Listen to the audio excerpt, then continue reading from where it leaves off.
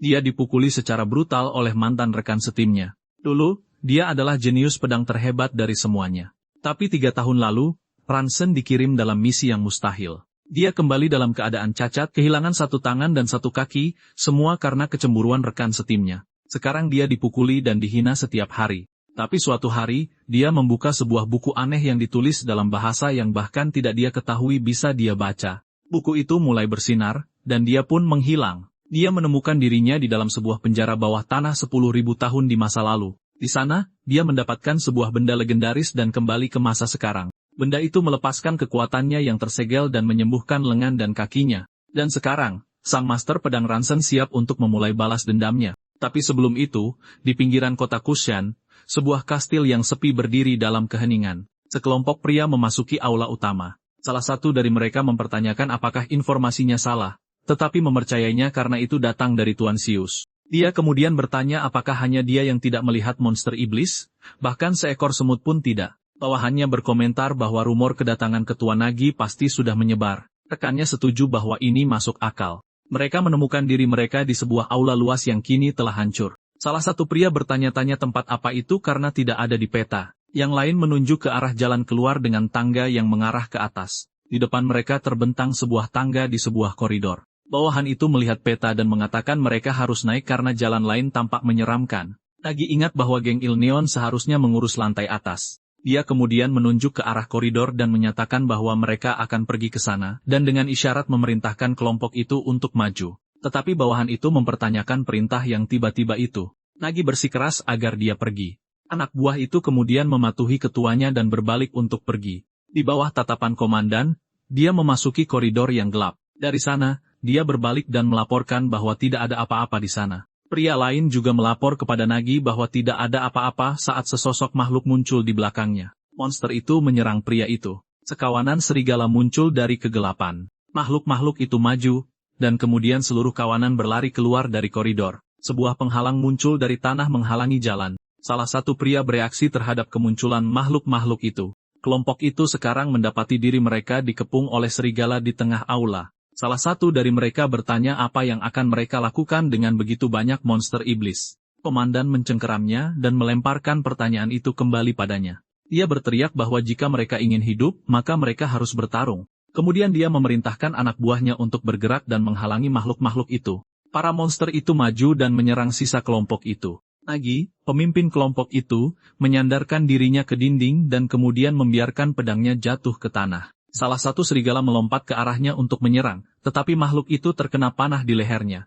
Pria itu menyaksikan tubuh monster itu jatuh di hadapannya. Serigala itu sekarang tergeletak mati di tanah. Di lantai atas, seorang pemanah bertanya apakah mereka butuh bantuan. Komandan mengenalinya dan memanggil saudaranya, Ransen. Ransen mendarat di tanah dan berkomentar bahwa waktunya sangat tepat. Dia kemudian menyuruh Nagi untuk memperhatikan baik-baik. Ransen menggenggam senjatanya dan menyatakan bahwa ini adalah level seorang master pedang. Serigala itu kemudian menerjang maju untuk menyerang, tetapi dia menusuk makhluk itu melalui mulutnya. Dengan satu tebasan, dia membelah hewan itu menjadi 2. Monster-monster lainnya menyerbu ke arahnya. Ransen kemudian menyerang dan merobohkan seluruh kawanan sekaligus. Orang-orang yang tersisa merayakan kemenangan pendatang baru itu. Ransen sekarang berdiri di tengah-tengah mayat para serigala. Nagi mendekat dan memujinya, mengatakan bahwa seorang master pedang berada di level yang berbeda. Dia kemudian bertanya-tanya hadiah apa yang akan diberikan Konsius kepadanya. Nagi mengklaim bahwa dia bisa menangani semua itu sendirian. Tapi Ransen menjawab bahwa dia hanya hebat dalam bicara karena ilmu pedangnya kelas rendah.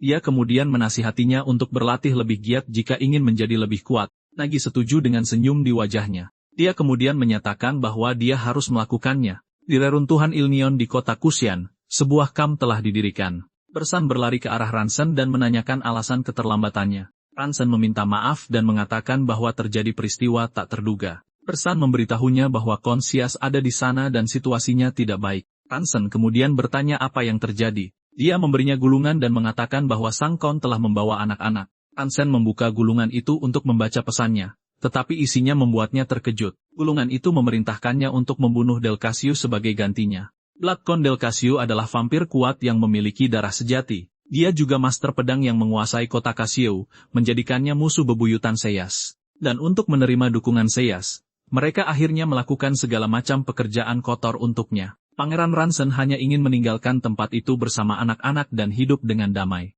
Tetapi Bersin menyesal telah setia kepada bajingan itu selama lebih dari 10 tahun. Ransen bersiap untuk berangkat bersama teman-temannya. Rekannya mencoba menghentikannya, mengingatkannya bahwa Count Delcasio adalah vampir berdarah murni. Tetapi dia menjawab bahwa dia tidak punya alasan untuk hidup tanpa saudara-saudaranya. Pria itu mempertanyakan kemana dia pikir akan pergi dalam kondisinya saat ini karena dia baru saja kembali. Dia kemudian menjawab bahwa mereka tidak bisa kehilangan waktu lagi karena anak-anak telah dibawa pergi. Bursun bersikeras bahwa itu terlalu berbahaya karena dia memiliki vampir tingkat spesialis di bawah komandonya. Ransen kemudian memanggil namanya, Sir Bursin, dan menyatakan bahwa ini adalah perintah. Pria itu menundukkan kepalanya dan setuju, memanggilnya Yang Mulia.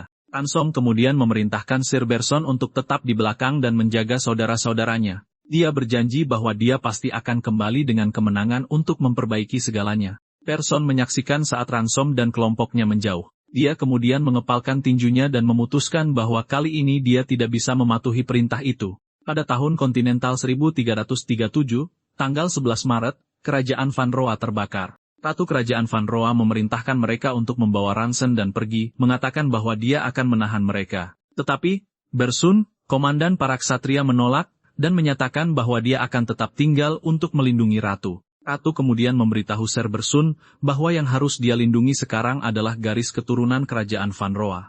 Dia ragu-ragu untuk melaksanakan perintah itu.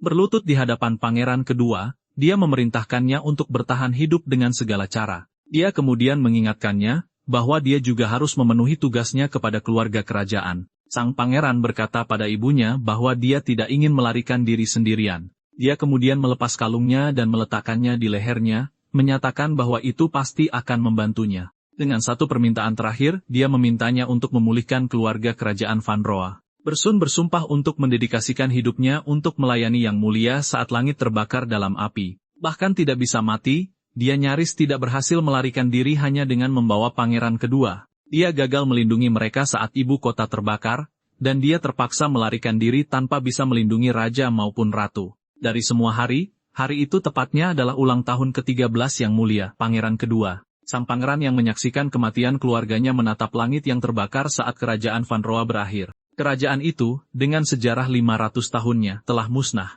Mereka mencapai rute pelarian dan bersama dengan ahli waris bangsawan terakhir dan 20 ksatria, bersiap untuk menyeberangi perbatasan. Pada bulan April tahun Benua 337, mereka berlayar melintasi lautan yang mengamuk. Di tengah badai, kelompok itu berhasil menyeberangi perbatasan Karaksiom. Pada tanggal 23 Agustus di tahun yang sama, mereka akhirnya tiba di tujuan mereka. Kelompok itu memasuki Roberland, sebuah negeri tanpa hukum yang melindungi para penjahat dan buronan dari seluruh dunia. Setelah 2 bulan di kota Kusu, banyak satria telah tewas di sepanjang jalan, dan sekarang hanya tersisa 12 orang. Pangeran kedua, Ransen, kini menjadi satu-satunya pewaris yang sah, bersama dengan para penerus terakhir dari keluarga bangsawan. Mereka harus melindungi mereka bahkan jika aib dan kesengsaraan menanti mereka.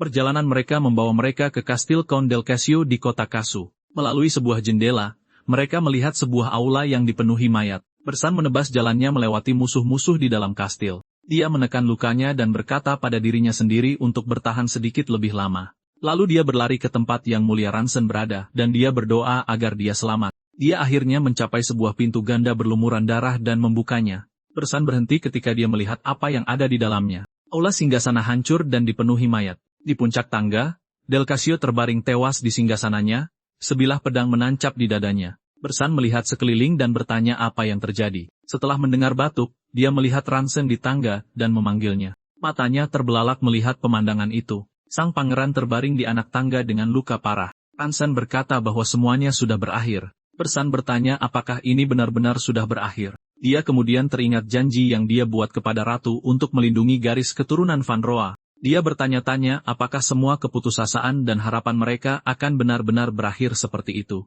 Dengan ekspresi penuh tekad, dia menolak untuk menerima akhir seperti itu. Dia kemudian menyatakan bahwa ini tidak bisa berakhir seperti ini. Dengan tinju terkepal, dia mendekati tubuh Ransen di tanah. Bersan menggendongnya di punggung, bertekad untuk menyelamatkan Yang Mulia.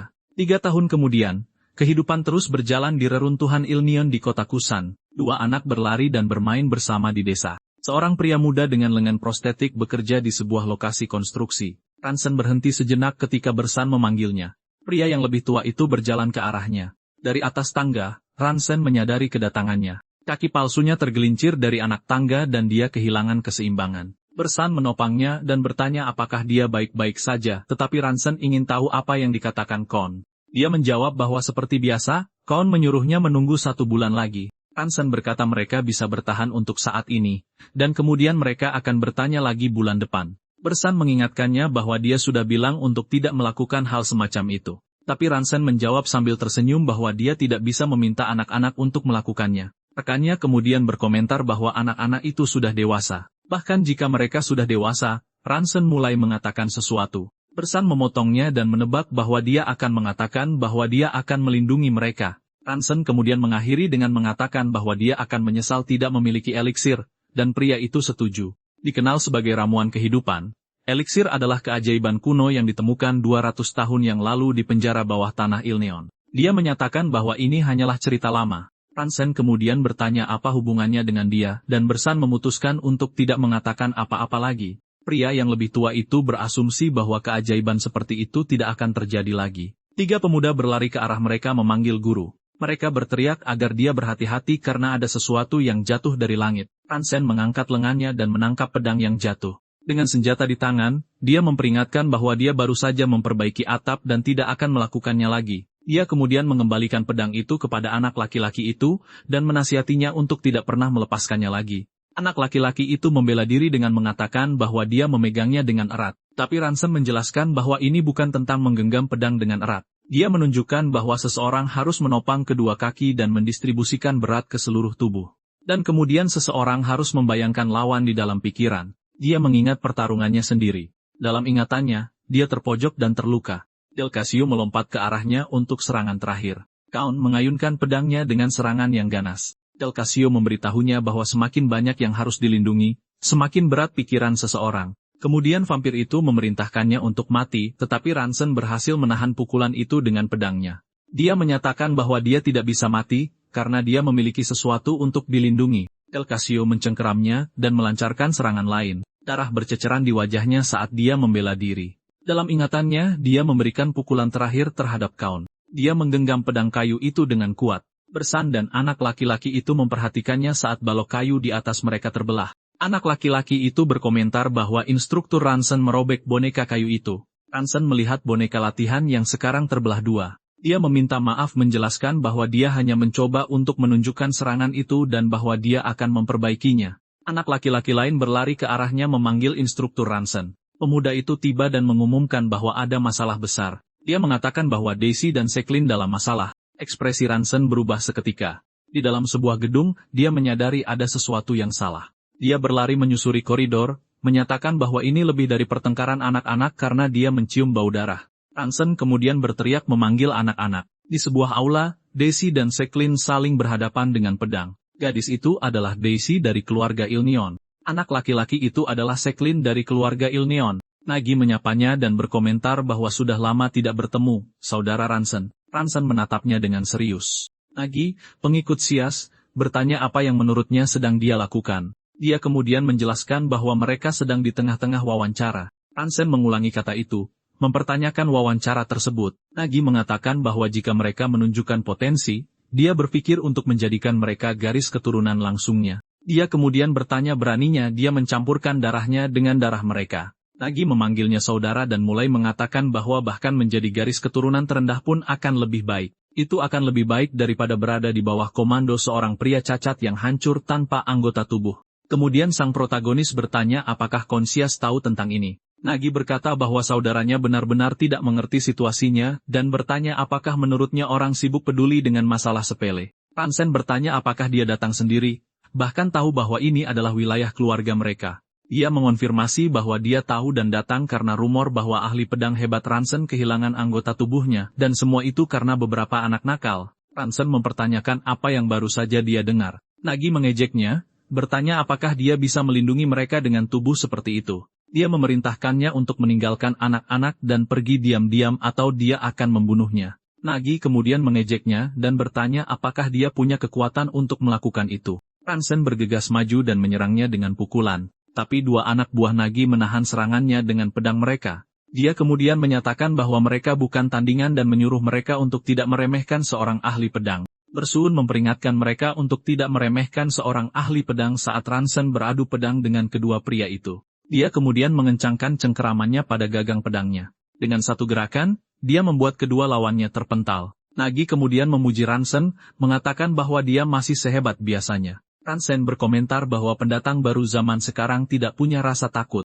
Nagi hanya memintanya untuk tidak terlalu kasar. Tapi Delkashu menengahi, menyatakan bahwa lawan mereka adalah monster. Ransen berkata bahwa Nagi sepertinya masih merasa tidak aman di dekatnya. Delkashu mengulangi kata tidak aman sambil tersenyum, lalu bertanya apakah rasa tidak aman itu ditujukan padanya saat Daisy dan Seklin menonton. Nagi kemudian menghunus pedangnya. Ransen menyadari bahwa tidak ada jalan keluar dalam kondisinya saat ini. Dia bersiap untuk menentukan pertarungan dengan satu serangan. Dalam sekejap, Ransen menerjang dan menyerang Nagi. Nagi berhasil menahan serangan Ransen dengan pedangnya. Tapi Ransen menyatakan bahwa dia berhasil menangkapnya. Kemudian dia melepaskan rentetan serangan. Nagi membalas dengan satu tebasan. Selanjutnya, pedang keduanya beradu. Pedang Ransen hancur berkeping-keping saat berbenturan. Dia kemudian bertanya pada Ransen apa yang terjadi padanya, dan Nagi mengungkapkan bahwa intinya benar-benar hancur, dan Ransen menanyainya. Dia kemudian bertanya apakah Ransen benar-benar berpikir dia tidak akan mencapai peringkat tertinggi. Nagi mengangkat pedangnya, dan menyatakan bahwa inilah sebabnya garis keturunan lebih unggul. Dia menoleh ke Ransen, dan bertanya apa yang harus dia lakukan padanya sekarang. Nagi kemudian menyarankan untuk membunuh mereka satu persatu saat Daisy dan Seklin menatapnya. Bersuun mengencangkan cengkeramannya pada pedangnya, memutuskan bahwa jika bertarung, dia akan kalah juga. Dia kemudian menyarungkan senjatanya. Bersuun hanya memanggil Nagi. Ransen memintanya untuk berhenti di sana, mengatakan bahwa ada anak-anak yang perlu dilindungi. Nagi hanya tertawa dan bertanya apa maksudnya itu. Dia kemudian bertanya apakah sang ahli pedang Ransen sedang memohon padanya. Ransen mengakuinya, menyatakan bahwa dia sangat mengenalnya. Dia tahu bahwa yang Nagi inginkan adalah menginjak-injaknya dan melihatnya jatuh. Kemudian Nagi menyarungkan pedangnya dan berkata bahwa dia tidak bisa membiarkannya lolos begitu saja. Dia meletakkan buku-buku jarinya dan berkata bahwa dia juga perlu sedikit peregangan. Selanjutnya, Nagi mendaratkan pukulan ke wajah Ransen. Dia melanjutkan dengan serangan lain. Ransen jatuh ke tanah akibat benturan itu. Dia menginjak kepala Ransen saat dia mencoba mengatakan sesuatu. Ransen akhirnya berhasil mengatakan bahwa dia minta maaf. Nagi tersenyum lebar. Dia kemudian menyuruh mereka untuk tidak bersikap lunak padanya. Nagi mengumumkan bahwa mereka akan berhenti untuk hari ini, dan melanjutkan besok. Dua anak laki-laki mendekati Ransen yang jatuh dan bertanya apa yang harus mereka lakukan sekarang setelah dia kalah. Tapi dia menjawab bahwa semua baik-baik saja karena itu sudah cukup untuk melindungi mereka. Kemudian di sebuah ruangan, Ransen menanyai Daisy dan Seklin tentang alasan tindakan mereka. Dia kemudian bertanya apakah mereka benar-benar mencoba menjadi kerabat sedarah. Seklin meminta maaf kepada tuannya. Daisy tetap diam dengan tangan bersedekap sementara anak laki-laki itu berlutut di sampingnya. Ransen bertanya apakah dia tidak punya apa-apa untuk dikatakan. Dia kemudian menanyainya tentang apa yang baru saja dia katakan.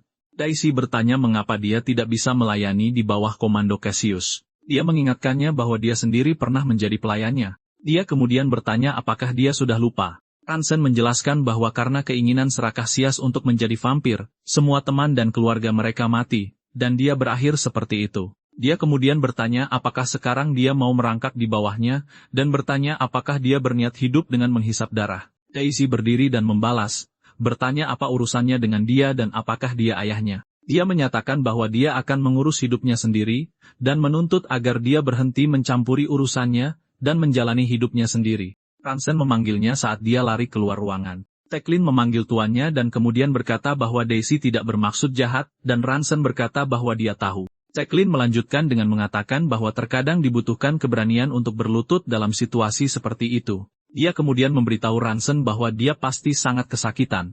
Seklin berkata bahwa dia akan meminta ramuan pada Paman Burson. Ransen berterima kasih padanya saat pemuda itu pergi. Kemudian Bersuun tiba-tiba masuk dan bertanya apakah Ransen baik-baik saja. Dan Ransen bertanya padanya apa yang terjadi. Bersuun mulai menjelaskan bahwa tadi Lena memberitahunya sesuatu. Dia mendengar dari Daisy bahwa Ransen dan Nagi berkelahi dan sepertinya ada yang akan terluka. Jadi gadis itu mendatanginya untuk meminta bantuan. Lena hanya memanggil pamannya. Gadis itu bertanya mengapa dia memberitahukannya padahal Daisy memintanya untuk merahasiakannya dan Burson membenarkannya. Ransen mulai menertawakan situasi itu dan kemudian dia tertawa terbahak-bahak. Dia berterima kasih kepada semua orang atas perhatian mereka saat bersuun memberinya ramuan. Ransen mengambil botol itu dan juga berterima kasih pada Daisy. Sendirian dia batuk. Ransen menyesali bahwa jika intinya masih utuh, dia bisa saja mengatasi Nagi. Adegan beralih kedua anak yang berlarian dengan gembira di luar. Dia kemudian mengoreksi dirinya sendiri, menyatakan bahwa melindungi anak-anak saja sudah cukup. Ransen bertanya-tanya apa yang akan dia lakukan karena Nagi akan kembali keesokan harinya. Dia memutuskan bahwa dia tidak punya pilihan selain menggunakan benda di tangannya. Ransen mengaktifkan benda di tangannya. Kemudian dia memutuskan untuk menjual harta kerajaan keluarga Van Roa untuk mengumpulkan dana dan melindungi anak-anak. Dia mempertimbangkan bahwa segel kerajaan bisa dilacak oleh kekaisaran. Jadi satu-satunya hal yang layak dijual adalah sesuatu yang lain. Pada akhirnya, dia menarik buku takdir dari sebuah portal. Ransen membuka buku itu dan mempertanyakan mengapa itu dianggap sebagai harta kerajaan. Simbol-simbol kuno kemudian muncul dari halaman-halamannya. Buku itu menampilkan tanggal dari kalender Ruseira yang menggambarkan kapel rahasia para pemuja yang dipenuhi simbol. Dia terkejut karena bisa membaca bahasa kuno itu. Kemudian buku itu sepenuhnya menyelimutinya. Sebuah medali dengan bintang muncul. Adegan kembali ke ruangan yang sekarang kosong. Tiba-tiba, Ransen mendapati dirinya di antara orang-orang yang berlarian dan bertanya-tanya apa yang sedang terjadi. Dia berlari bersama mereka, bertanya-tanya mengapa dia ada di sana padahal dia baru saja membaca buku takdir. Dia berhenti dan menyadari bahwa ini bukan ilusi, tetapi tempat yang nyata. Dia mengenali lokasi itu sebagai Dungeon Ilnion, tetapi bertanya-tanya mengapa terlihat begitu baru. Kemudian kelompok itu berhenti, dan dia bertanya apa yang terjadi dan siapa orang-orang itu. Salah satu pria berkerudung mengumumkan bahwa seorang penyusup telah memasuki kapel. Dia kemudian memerintahkan mereka untuk mengamankan eliksir terlebih dahulu. Ransen bereaksi setelah mendengar kata eliksir. Dia menyadari bahwa strukturnya identik dengan penjara bawah tanah Ilnion dan eliksir itu digali di sana pada tahun 3673 kalender Ruseiris. Ini berarti dia telah melakukan perjalanan 10.000 tahun ke masa lalu. Para pria berkerudung mendekati sebuah altar tempat eliksir dipajang.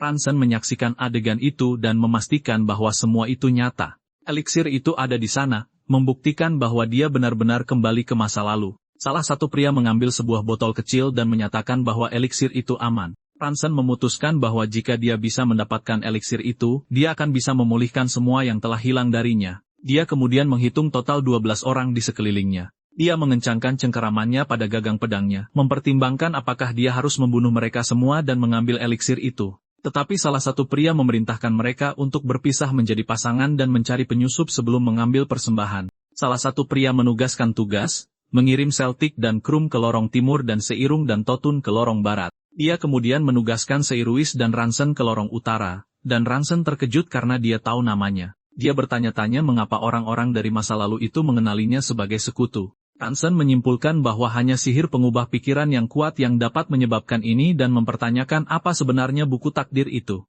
Rekan barunya menarik perhatiannya, bertanya mengapa dia hanya berdiri di sana tanpa melakukan apa-apa. Pria itu kemudian mendesaknya untuk bergegas. Ransen memutuskan bahwa untuk saat ini, dia akan mengumpulkan informasi dan mencari peluang. Keduanya berjalan bersama menyusuri koridor. Mereka kemudian bertemu dengan seorang wanita, tetapi wanita itu menerjang ke depan dan menyerang rekannya. Dia mengalahkannya dalam satu gerakan. Penyerang itu kemudian berbalik ke arah Ransen. Ransen mempertanyakan jejak transparan yang ditinggalkan oleh serangan itu. Pria itu menyerang, tetapi Ransen menangkis pukulan itu dengan pedangnya. Dia kemudian mengencangkan cengkeramannya pada senjatanya dengan kuat. Dengan satu gerakan, Ransen mendorongnya mundur. Dia kemudian berkomentar bahwa daya tahan pedang itu sangat buruk. Penyerang itu bertanya-tanya apakah itu aura pedang atau sesuatu yang lain. Ransen menyadari bahwa bukan hanya dia yang menganggap situasi ini aneh. Dia kemudian memutuskan untuk mengujinya sekali lagi dan menyiapkan pedangnya. Tiba-tiba, dia mendapat pencerahan. Dua anak muncul bersembunyi di balik pilar. Mereka berlari ke belakang Ransen yang bertanya mengapa mereka ada di sana. Pria yang sekarang melindungi anak-anak itu menuduhnya tidak tahu malu karena bersekutu dengan para pemuja yang menculik anak-anak. Dia menanyainya, bertanya apakah dia berencana untuk menculik anak-anak dan menggunakannya sebagai korban hidup. Adegan kemudian beralih ke Bersan, menyajikan makanan untuk keluarganya. Ransen juga hadir di meja sambil tersenyum. Kembali ke masa kini, para pemuja lainnya tiba di lokasi dan bertanya apa yang terjadi. Mereka kemudian bertanya pada Ransen apakah Sarwas dikalahkan oleh penyusup, dan dia membenarkannya. Pemimpin mereka kemudian memerintahkan mereka untuk bergabung. Para pemuja maju dalam serangan terkoordinasi. Wanita itu terkejut dengan serangan mendadak saat anak-anak bersembunyi.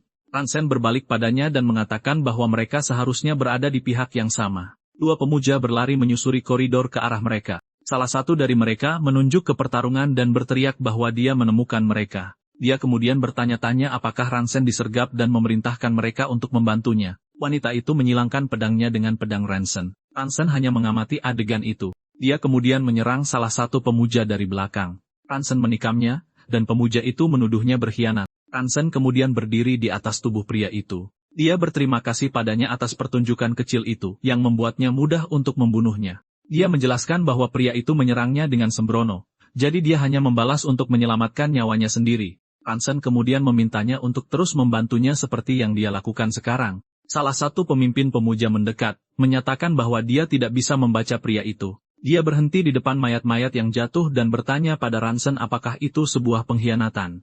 Pemuja itu berkomentar bahwa arwah pendendam dari seseorang yang mati dengan getir karena pengkhianatan tidaklah buruk sama sekali. Ransen dan wanita itu menatapnya saat dia menambahkan sifat kacau dari pengkhianatan itu sendiri dan menyatakan bahwa dengan jiwa seorang ksatria yang mulia, sang tuan akan lebih senang lagi. Wanita itu menyesal tidak memanggil bala bantuan, karena dia tidak menyangka seorang spesialis tingkat lanjut akan muncul di sana. Dia melirik ke samping.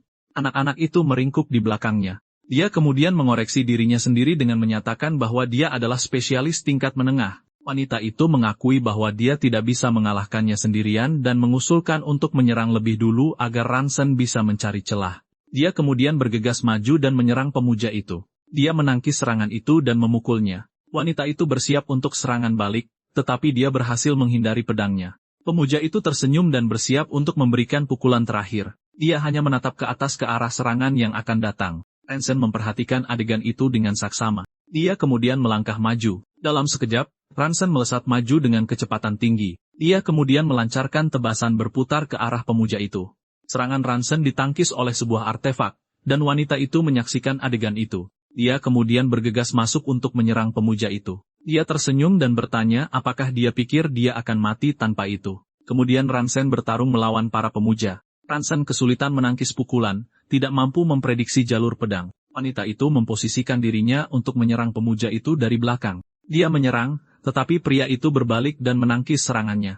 Wanita itu kemudian berbalik ke Ransen dan bertanya apa yang dia lakukan. Dia mempertanyakan mengapa dia begitu lemah, dan dia hanya menatap tangannya. Pemuja itu mengejeknya, mempertanyakan kegunaan tekniknya karena dia tidak lebih dari seorang pendekar pedang biasa-biasa saja. Dia kemudian menyerangnya dengan pukulan yang kuat. Wanita itu terlempar oleh dampaknya. Pemuja itu bersiap untuk menyerang lagi. Dia mengucapkan selamat tinggal pada Ransen, yang mengingat semua pekerjaan yang dia jalani di bawah perintah Kon Kasayas. Kemudian Ransen memutuskan untuk menunjukkan padanya apa yang bisa dilakukan oleh serangan biasa-biasa saja. Dia kemudian menggunakan teknik benang auranya. Ransen menyerbu ke depan dan menyerang pemuja itu dengan pedangnya. Pria itu terkejut karena kekuatan Ransen berada pada tingkat yang sama sekali berbeda dari sebelumnya. Keduanya kemudian bertabrakan dalam bentrokan bersama. Ransen memukulnya dengan tangan raksasa yang dibentuk oleh tekniknya. Pemuja itu terkena serangan itu. Dia menatap Ransen. Ransen kemudian menikamnya di dada, tetapi pedangnya patah dan dia jatuh ke tanah.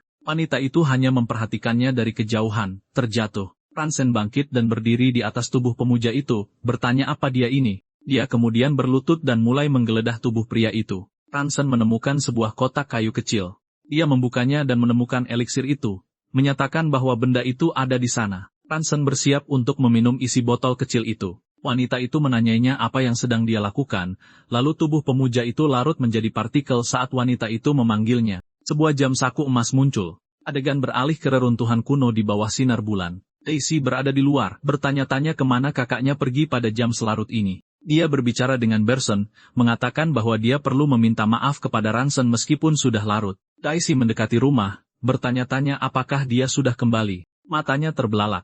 Dia menemukan Ransen terbaring di tanah. Gadis itu kemudian memanggil kakaknya. Ransen tidak sadarkan diri sambil memegang kotak kayu. Di samping tempat tidur Ransen, Daisy dan Bersin mengawasinya dalam diam. Dia berkata akan tetap di sisinya, dan Bersin meminta untuk diberitahu saat dia bangun. Daisy kemudian setuju dengan anggukan sederhana. Sendirian, dia terus menjaganya. Ransen tetap tidak sadarkan diri di tempat tidur dengan luka-lukanya. Dia menatapnya lekat-lekat sejenak.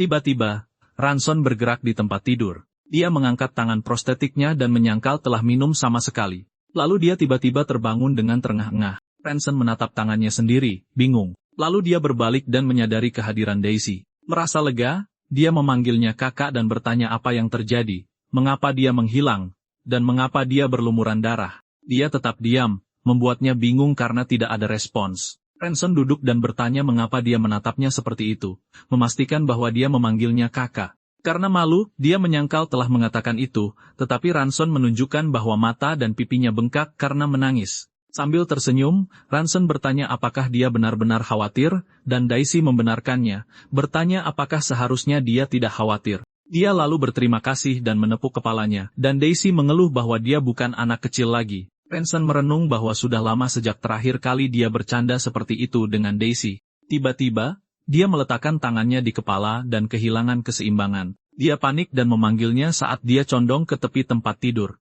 Ranson menatap tangannya dan menyadari bahwa itu bukan mimpi. Itu nyata. Daisy menanyainya tentang tubuhnya lalu melepas prostesis lengannya. Ranson berdiri dan menyatakan bahwa tubuhnya telah kembali. Dia terhuyung-huyung ke depan sambil menyatakan bahwa dia telah kembali. Lalu dia ambruk ke lantai dan Daisy meneriakkan namanya. Suara-suara menggema tentang lengan dan kakinya yang tumbuh kembali dan peringatan untuk tidak menarik lengannya. Ranson perlahan membuka matanya, bingung. Person, Daisy, Jacqueline, dan Lena kecil menatapnya. Person bertanya kepada Ranson bagaimana keajaiban seperti itu bisa terjadi. Dia mengungkapkan bahwa dia meminum eliksir, membuat Bursin terkejut dengan harganya yang mencapai 50.000 dalon untuk sekali teguk. Ranson berkata bahwa pertama-tama dia perlu memeriksa sesuatu dan mengangkat selimutnya. Bursin bertanya apakah dia bisa bergerak, dan Ranson menjawab bahwa dia mungkin perlu rehabilitasi, tetapi dia akan baik-baik saja. Dia mendekati lemari dan mengambil sebuah kotak kayu kecil. Ranson meminta Berson untuk menemaninya, dan dia setuju. Bersama-sama mereka melihat altar kosong tempat eliksir seharusnya berada. Berson bertanya kepadanya apa yang sedang terjadi, tetapi Ranson mengaku bahwa dia juga tidak bisa mempercayai situasi ini. Dia membuka kotak itu yang berisi sebuah kunci dan berkata bahwa dia perlu memeriksa sesuatu. Sebuah ingatan menunjukkan bahwa keamanan diperkuat secara khusus di sekitar kunci itu. Ini membuatnya menyimpulkan bahwa itu adalah kunci untuk membuka ruang rahasia. Dia mengangkat kunci itu dan sebuah lingkaran pemanggilan muncul darinya. Lingkaran itu kemudian dengan cepat meluas di sekitar mereka berdua. Ranson bertanya-tanya apa itu. Di hadapan mereka, sebuah ruangan rahasia terungkap berisi harta karun dan maneken yang mengenakan jubah. Koin emasnya saja bernilai 5.000 dalon. Dan selain itu, ada artefak, pedang dan baju zirah kuno, bahkan peralatan dasar. Bersen menanyai Ranson tentang bagaimana semua ini terjadi. Pertama dengan anggota tubuhnya yang pulih dan sekarang ini. Sambil meletakkan tangan di belakang lehernya, Ranson mengakui bahwa dia juga tidak bisa mempercayainya. Ranson kemudian mengungkapkan bahwa dia pergi ke tempat yang sama 10.000 tahun di masa lalu.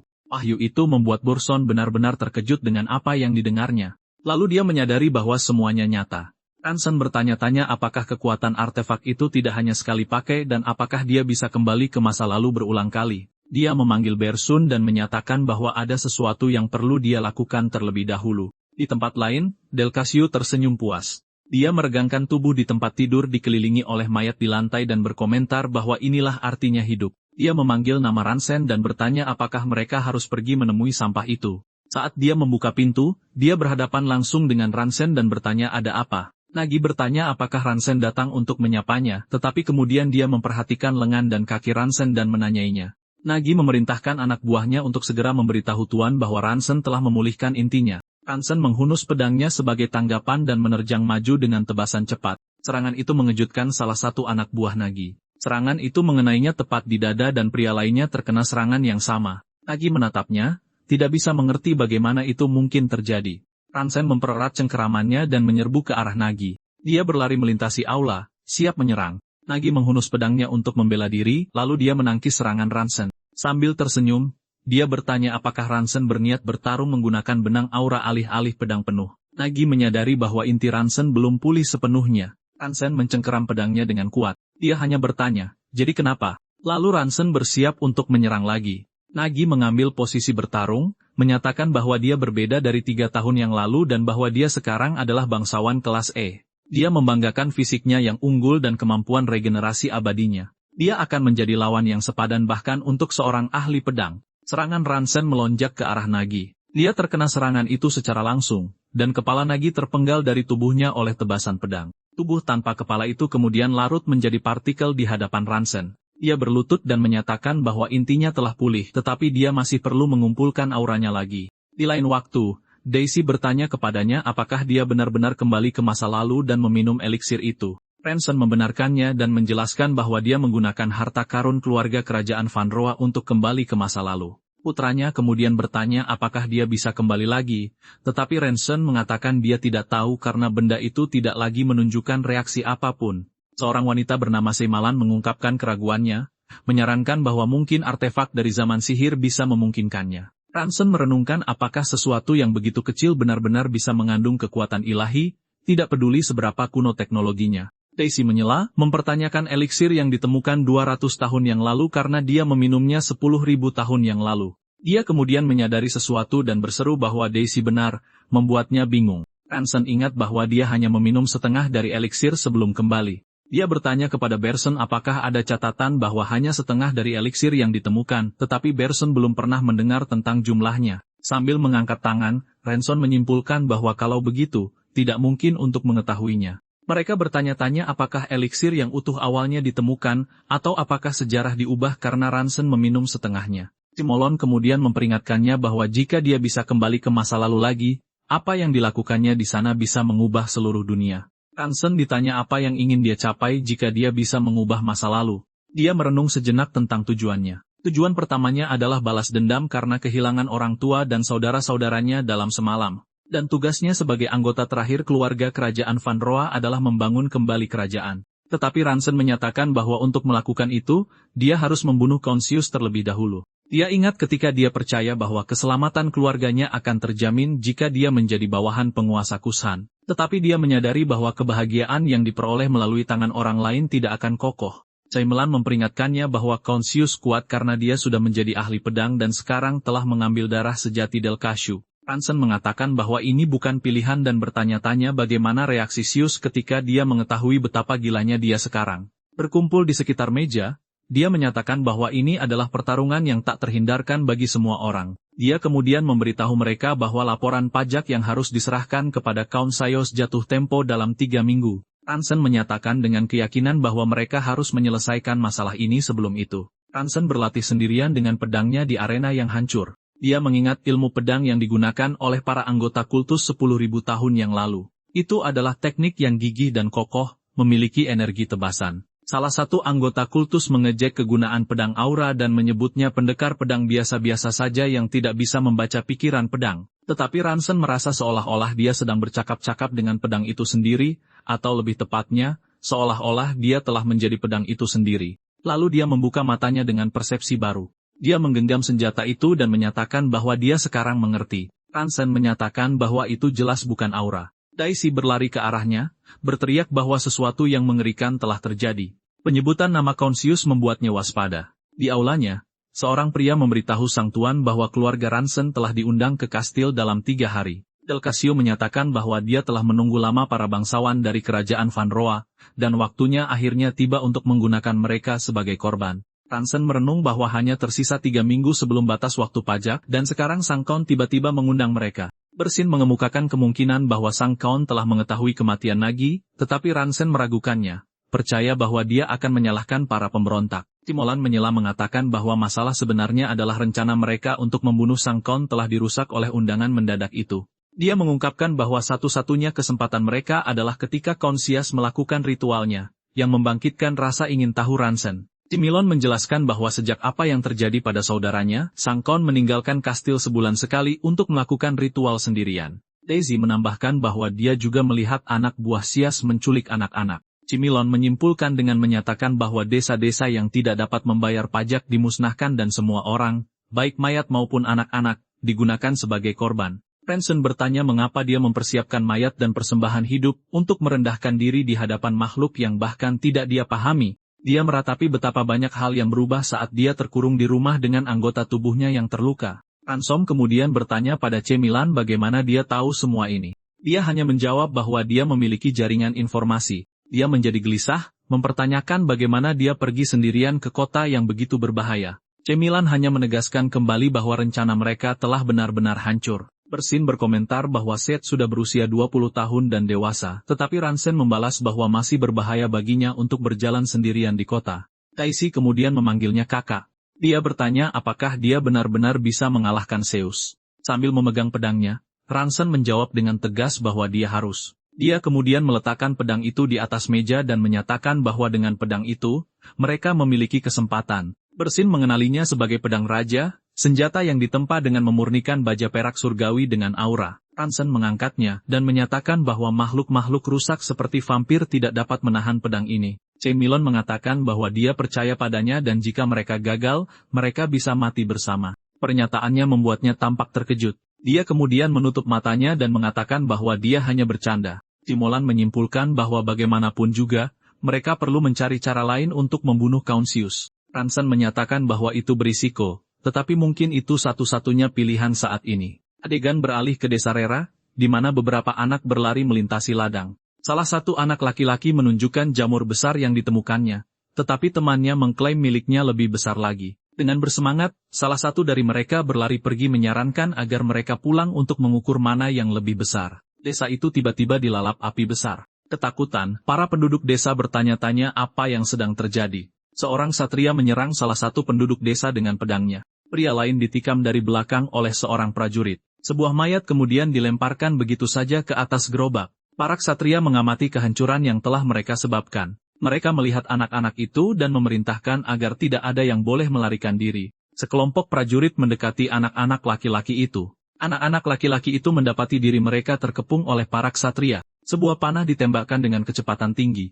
Proyektil itu mengenai kepala salah satu ksatria. Lebih banyak panah langsung menjatuhkan dua prajurit lainnya. Anak-anak itu melihat dengan terkejut ke arah datangnya tembakan. Seorang pemanah mendekat dan bertanya apakah mereka baik-baik saja. Salah satu anak laki-laki bertanya siapa dia. Dia memperkenalkan dirinya sebagai Libra Pietranda. Anak-anak itu mengulangi nama itu dengan bingung. Kemudian mereka mengenalinya sebagai Sang Baron. Randa mengatakan bahwa mereka akan berbicara lebih detail nanti. Untuk saat ini, dia bilang mereka harus meninggalkan tempat itu. Salah satu anak laki-laki berteriak bahwa ibunya masih di sana, tetapi Randa menarik mereka menjauh dari api. Dia menyadari bahwa tidak peduli berapa banyak anak buahnya yang mereka bunuh, mustahil untuk menghentikannya. Randa menyaksikan desa yang terbakar dan menyimpulkan bahwa Sang Kaun telah benar-benar melewati batas. Adegan beralih ke kastil Sang Kaun di bawah cahaya bulan purnama. Di dalam tembok, gerobak-gerobak yang membawa mayat-mayat yang ditutupi berbaris. Seorang prajurit mengawasi barisan gerobak. Seorang bawahan memberitahu Delcacio bahwa total 116 mayat telah dibawa masuk, lebih dari kuota yang ditentukan. Delcacio mengatakan bahwa dia akan mengurus sisanya dan menyuruhnya pergi. Dia mendekati salah satu mayat dan menarik kembali kain yang menutupinya. Dia bangkit dari salah satu mayat dan menyeka mulutnya. Sambil tersenyum, dia berkomentar bahwa kelompok Ransen akan memasuki istana besok, dan saat yang telah lama dia tunggu-tunggu semakin dekat. Lalu dia berbalik untuk berjalan menjauh dari tumpukan mayat. Tiba-tiba, sebuah tangan bergerak di bawah salah satu kain dan Delcacio berhenti dan berbalik merasakan gangguan itu. Sebuah pedang dengan cepat ditarik dari bawah kain. Gelombang energi meletus dari gerobak ke arah Delcacio. Dalam percakapan sebelumnya, Siamalan memberitahu bahwa menurut intelijen, mayat-mayat dari desa Ruira akan diangkut hari ini. Dia kemudian menginstruksikan kakaknya untuk berpura-pura mati dan menyusup ke gerobak. Dengan begitu, dia akan diantarkan langsung ke Sang Kaun dan harus menekan mananya sampai saat itu. Rencananya adalah menyerang ketika Sang Kaun lengah. Delcacio menahan serangan itu dan bertanya apa yang membawanya ke sana tanpa pemberitahuan. Ransen berusaha keras melawan pertahanannya dan mengakui bahwa dia tahu ini tidak akan mudah. Delcacio berkomentar bahwa tubuh Ransen telah sembuh dan memberinya selamat karena mungkin telah menemukan eliksir. Ransen menyadari bahwa strategi ini telah mencapai batasnya dan pada akhirnya, mereka harus saling berhadapan. Kemudian Delcacio bersiap untuk bertarung dan memanggilnya. Dia mengundangnya untuk memberinya rasa keputusasaan yang lezat. Ransen fokus dan mengambil kuda-kudanya dengan pedang. Dia merasakan hubungan dengan pedangnya. Matanya bersiap untuk membaca jantung pedang. Lalu keduanya menyerbu ke depan dan pedang mereka beradu. Delcacio terlempar ke belakang oleh kekuatan benturan itu. Dia pulih dan melancarkan serangan horizontal yang lebar. Ransen melompat untuk menghindari pukulan itu. Dia mendarat dan berbalik kembali ke arah lawannya. Delcacio menyerbunya sekali lagi. Ransen bersiap untuk gerakan selanjutnya. Delcacio menatapnya dengan tajam. Ransen meluncur di tanah, menghindari serangan yang melewatinya. Dia kemudian berputar dan melancarkan serangan cepat ke leher Delcacio, tetapi vampir itu berhasil menangkis pedangnya pada detik terakhir. Del Casio berkomentar bahwa itu mengesankan karena jika auranya lebih lemah, lehernya pasti sudah putus. Dia menambahkan bahwa ini sudah bisa diduga dari kerajaan Banroa. Sebuah suara baru mengungkapkan bahwa dia pastilah pangeran kedua Banroa yang hilang yang tubuhnya tidak pernah ditemukan. Del Casio hanya berkomentar betapa berharganya itu. Dia kemudian menyatakan bahwa dengan mempersembahkan jiwa yang begitu berharga, keinginannya pasti akan terkabul. Ransen maju dengan serangan melengkung yang kuat. Del Casio menyatakan bahwa itu tidak berguna tidak peduli berapa kali dia mencoba. Ia kemudian menahan pedang dengan tangannya dan mengklaim bahwa pedang itu tidak akan pernah menembus auranya. Ransen menekan pedangnya lebih keras ke tangan Del Casio, lalu kekuatan mereka berbenturan menyebabkan ledakan besar. Di tempat lain di kota, para ksatria tetap tenang di bawah bulan purnama. Nagi sedang duduk di sebuah meja di luar kedai minuman bersama seorang teman. Anak buahnya mendekat dan bertanya mengapa dia memanggil mereka. Salah satu dari mereka bertanya apakah dia berencana membuat masalah besar. Nagi menjawab tidak, tetapi dia menerima informasi bahwa sesuatu yang tidak biasa mungkin akan terjadi. Anggota kelompok lainnya kemudian bertanya informasi seperti apa yang dia terima. Tiba-tiba, mereka semua bereaksi terhadap getaran yang sangat besar. Di kejauhan, mereka melihat benturan energi dan bertanya-tanya apakah Count Celsius sedang bertarung dengan seseorang. Anak buahnya bertanya apakah ini yang dibicarakan oleh ketua dan siapa lawannya. Nagi mengeluarkan teropong dan bertanya-tanya siapa yang berani melakukan sesuatu yang begitu lancang. Dia memutuskan bahwa mereka harus memeriksanya dan menyerahkan alat itu kepada salah satu anak buahnya. Pria itu melihat melalui teropong dan mengenali orang yang sedang bertarung. Terkejut, dia bertanya-tanya apakah itu benar-benar Ransen. Nagi bertanya apa yang dia dengar, mempertanyakan apakah tubuh Ransen benar-benar sudah pulih. Di sebuah ruangan gelap, Cimolan memberitahunya bahwa ini adalah kesempatan terakhir dan tidak akan datang lagi. Dia menasihatinya untuk berpikir dengan hati-hati agar tidak menyesal seumur hidupnya. Kembali ke masa kini, Nagi tetap diam. Anak buahnya bertanya apakah mereka akan terus menonton saja. Sebuah gambar pemanah yang melindungi anak-anak yang ketakutan ditampilkan. Para sahabat kemudian menyatakan bahwa mereka juga harus turun tangan. Dia menoleh ke anak buahnya dan meminta maaf. Sementara itu, pedang Ransen dan Del Casio beradu dengan keras. Ransen bersiap untuk menyerang lawannya sekali lagi. Del Casio lagi-lagi menghentikan pedang itu dengan tangan kosong. Ransen mundur dan bersiap untuk menyerang lagi. Del Casio bereaksi ketika pedang itu akhirnya menembus pertahanannya. Sebuah luka goresan terbuka di lehernya, dan dia menyentuhnya dengan tangannya. Dia kemudian mengepalkan tinjunya dan mengutuk bocah itu. Bulan purnama menerangi puncak kastil yang hancur. Del Casio menyentuh lehernya sendiri dan mengomentari ilmu pedang lawannya yang luar biasa. Ransen terus menatapnya tanpa mengucapkan sepatah kata pun. Kemudian vampir itu menduga bahwa suatu hari dia mungkin akan tertangkap. Dia mengakui bahwa dia tidak bisa terus menerima pukulan selamanya saat vampir lain muncul di belakangnya. Semua vampir maju bersama menuju Ransen. Dia bersiap untuk serangan yang akan datang. Dengan satu gerakan, dia menebas salah satu vampir yang mendekat. Dia mengutuk para vampir karena dia bersembunyi di antara mayat-mayat hanya untuk menghadapi Sius dalam pertarungan 1 lawan 1. Ransen menyadari bahwa tidak ada habisnya mereka. Dengan kecepatan ini, dia akan kelelahan bahkan sebelum bisa mengalahkan Sius. Salah satu vampir menyerangnya dengan serangan cepat. Dia menghindari pedang itu saat pedang itu menyerempet wajahnya. Ransen menyadari bahwa dia harus bergegas dan menghadapi mereka. Vampir lain menyiapkan serangan vertikal terhadapnya. Ransen berbalik kaget saat merasakan pendekatan yang tiba-tiba. Sebuah anak panah melesat di udara dengan kecepatan tinggi dan mengenai tepat di kepala vampir itu, menghentikan serangannya. Setelah benturan itu, tubuh vampir itu hancur berkeping-keping di tanah. Vampir-vampir lain bereaksi, mengenali panah perak yang dialiri aura. Ransen menoleh untuk melihat dari mana tembakan itu berasal. Dia mengenali Liber Pietranda dengan busur di tangannya. Seorang pemuda di sampingnya melambai dan berteriak bahwa mereka juga ada di sana. Ransen memanggil namanya, Jalran. Selanjutnya, dia melihat Cimolan mendekat. Segera setelah itu, Daisy juga muncul. Dia terkejut bahkan melihat Seklin di antara mereka. Sekelompok pria maju dengan pemimpin mereka berteriak bahwa semua orang harus mati karena semua targetnya sekarang telah berkumpul. Liberapiet mengarahkan busurnya sekali lagi. Cimolan mengulurkan tangannya ke depan. Jalran menembakkan panahnya dan menjatuhkan 2 vampir sekaligus.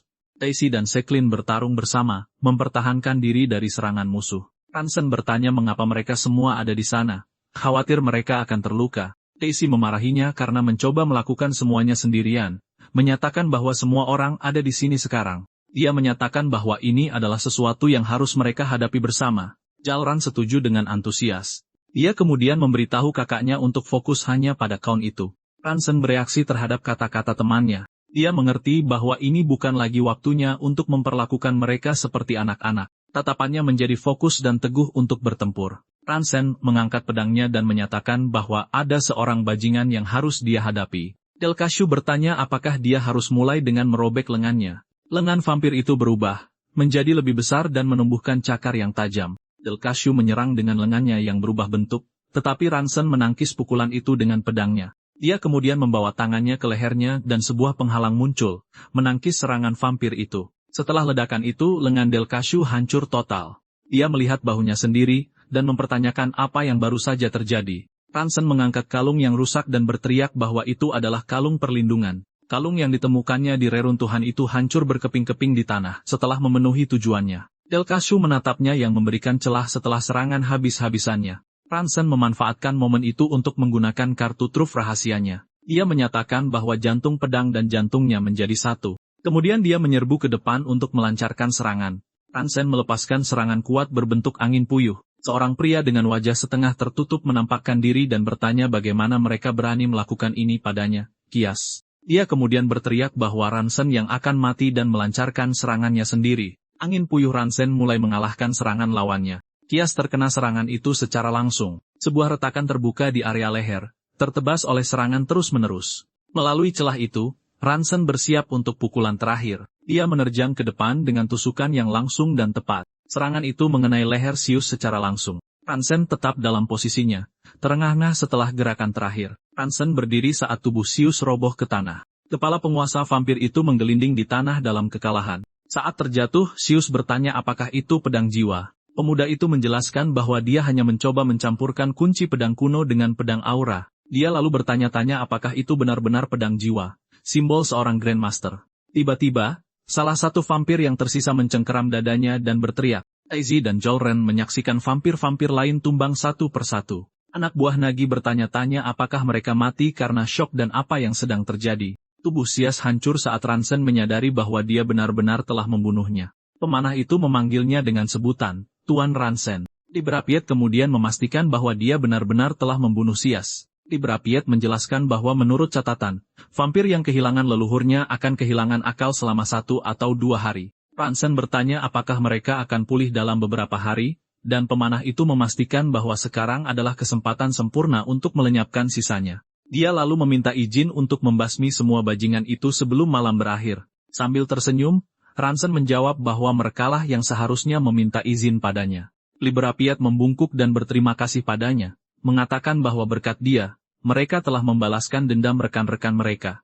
Ransen memperhatikannya dengan senyum tipis. Dia mengulurkan tangannya dan berkata bahwa dia akan mengandalkannya, agar mereka bersama-sama bisa menjadikan kota ini tempat yang baik untuk ditinggali. Lalu dia berkata bahwa dia akan memberitahunya nanti, tapi tidak punya pilihan karena dia datang begitu tiba-tiba. Dia menunjukkan lambang keluarga Pietro, menjelaskan bahwa 300 tahun yang lalu, keluarganya juga merupakan bagian dari bangsawan Gloryland. Librapiet menyerahkan lambang itu dan memintanya untuk menerimanya. Pemanah itu berlutut di hadapannya dan bersumpah bahwa sejak saat itu, dia akan mengabdi padanya sebagai tuannya. Dari kejauhan, Cimelan berkomentar bahwa dia tahu Librapiet akan sampai memberikan lambangnya. Ransen bertanya pada Cimilan apakah dia mengenal Librapiet dengan baik, dan dia menjelaskan bahwa informasinya berasal darinya melalui koneksinya. Dia menatapnya dengan terkejut. Lalu dia menanyainya tentang kerjasama dengan pasukan pemberontak, tapi dia bilang dia hanya membantu sedikit. Cimilan menyarankan untuk menyerahkan sisanya pada Tuan Libera Pait dan fokus mencari bukti kejahatan Sang Kon. Dia menjelaskan bahwa semakin Count didiskreditkan, semakin besar pula dukungan warga. Ransen setuju dengan strategi itu. Dengan kematian Sius, dukungan warga diperlukan untuk memerintah kota Kusian. Jadi mereka mengumpulkan para pemimpin bisnis dan warga setempat untuk membentuk tim investigasi dan mengumpulkan bukti. Ransen dan Cimilon tiba di sebuah kapel, dan dia bertanya apakah ini tempatnya. Keduanya melihat ke bagian dalam aula besar itu. Mereka berjalan melewati area itu, dan dia berkomentar bahwa tidak ada yang penting di sana. Dia menunjuk sebuah patung, hanya berkomentar bahwa patung itu dingin dan meresahkan. Tapi Cimilon menunjuk sesuatu dan bertanya apa itu saat sebuah benda di dada Ransen mulai bereaksi. Ransen memegang artefak itu, dan bertanya-tanya mengapa benda itu tiba-tiba bersinar. Kemudian artefak itu memproyeksikan energi yang tidak stabil di depannya. Sebuah buku muncul dari energi itu, dan dia menyadari benda itu bersinar lagi seperti waktu itu. Caimelan mengenalinya sebagai buku takdir dan menyarankan agar mereka mencoba membukanya. Tapi Ransen menolak, menjelaskan bahwa jika mereka membukanya, mereka bisa dikirim ke masa lalu lagi, dan kepergiannya akan menyebabkan faksi-faksi berebut wilayah. Dia pun setuju dan menyuruhnya untuk menyimpan benda itu, dan Ransen bersiap untuk melakukannya. Tiba-tiba, buku itu terbang dari tangannya dan terbuka dengan sendirinya di udara. Cahaya yang kuat menyelimutinya saat buku itu menampilkan sebuah pesan. Sebuah gambar medali dengan bintang berujung 6 ditampilkan. Dia mendapati dirinya duduk di kereta yang bergerak di bawah langit yang cerah. Dia menutupi wajahnya dan menyadari bahwa dia akhirnya dikirim ke masa lalu. Lalu dia melihat sekeliling dan bertanya-tanya di mana dia berada. Kereta itu terus berjalan di jalurnya melalui padang hijau yang luas. Dia mengamati orang-orang berkerudung lainnya di kereta dan menyadari bahwa kali ini dia punya teman seperjalanan. Tapi dia menyadari ada sesuatu yang berbeda pada salah satu temannya. Ransen bertanya-tanya tentang tekanan yang terpancar dari pria yang duduk di depannya. Pria itu kemudian menatapnya dan bertanya apakah dia sudah sadar, memanggil namanya. Dia menyadari bahwa orang ini berada pada level yang sama sekali berbeda dari pemimpin sesat yang pernah dihadapinya. Tangannya secara naluriah bergerak ke gagang pedangnya. Ransen menyadari bahwa itu bukan hanya karena kehadiran pria itu. Dia memperhatikan bahwa semua mana di area itu berputar di sekelilingnya, yang tidak masuk akal bahkan untuk seorang Grandmaster sekalipun. Pria itu kemudian menampakkan diri dan menjelaskan bahwa mereka bertemu secara kebetulan dan dia mengambil Ransen sebagai muridnya. Ransen mengerti bahwa kali ini dia adalah murid pria itu. Ransen bertanya kapan dia menjadikannya murid, dan pria itu menjawab seminggu yang lalu. Sambil tersenyum dia berkomentar bahwa itu ajaib dan tampak seperti campur tangan ilahi. Ransen meminta maaf dan memperhatikan perbedaan sikap pria itu dibandingkan dengan para pemuja lainnya. Pria itu memperkenalkan dirinya sebagai Archduke Raetena Celsius dan menyatakan bahwa keinginannya adalah untuk membasmi para pemuja. Dia kemudian menyapa Ransen van Roa, mengingatkannya bahwa seminggu yang lalu dia menjadi muridnya. Sekarang mereka sedang dalam perjalanan ke istananya di mana pemuda itu akan menerima ajarannya. Ransen merasa aneh karena pria itu menjelaskan seluruh situasinya kepadanya. Celsius mengatakan bahwa pemuda itu akan berada di bawah perawatannya, dan berharap aspirasinya akan terpenuhi.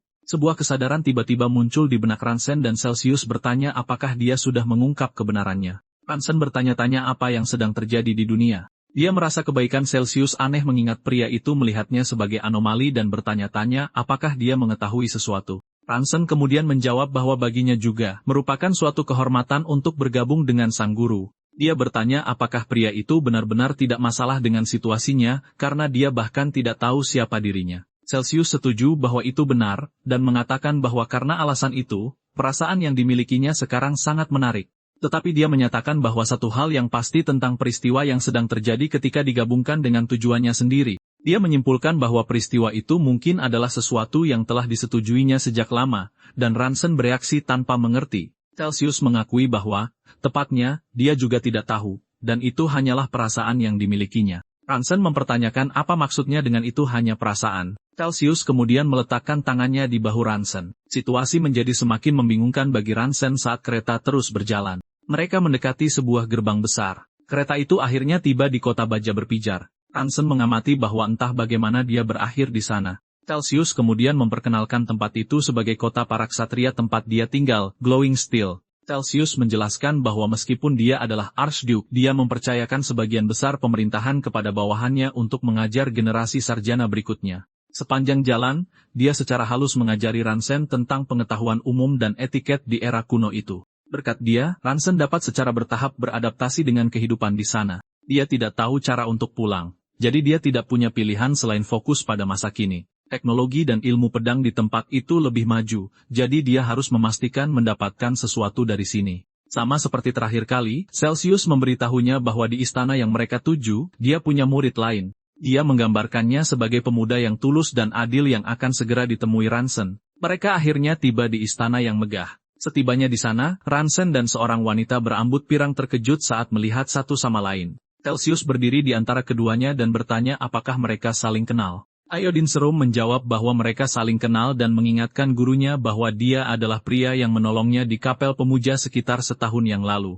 Celsius teringat Iodine pernah menyebutkan bahwa pria itu menggunakan kunci pedang yang aneh dan dia membenarkannya. Dia lalu berkata bahwa untunglah mereka saling mengenal karena Ransen sekarang adalah juniornya, dan dia berharap Iodine mengajarinya dengan baik. Celsius menjelaskan bahwa dia telah mengambil Ransen sebagai muridnya, tetapi akhir-akhir ini sangat sibuk. Celsius memutuskan bahwa untuk saat ini, Iodin yang akan mengajarinya. Dia kemudian pamit, mengatakan bahwa ada urusan yang harus dibicarakan dengan para hakim dan dia akan pergi lebih dulu. Ransen hampir tidak bisa mempercayai situasi yang dihadapinya.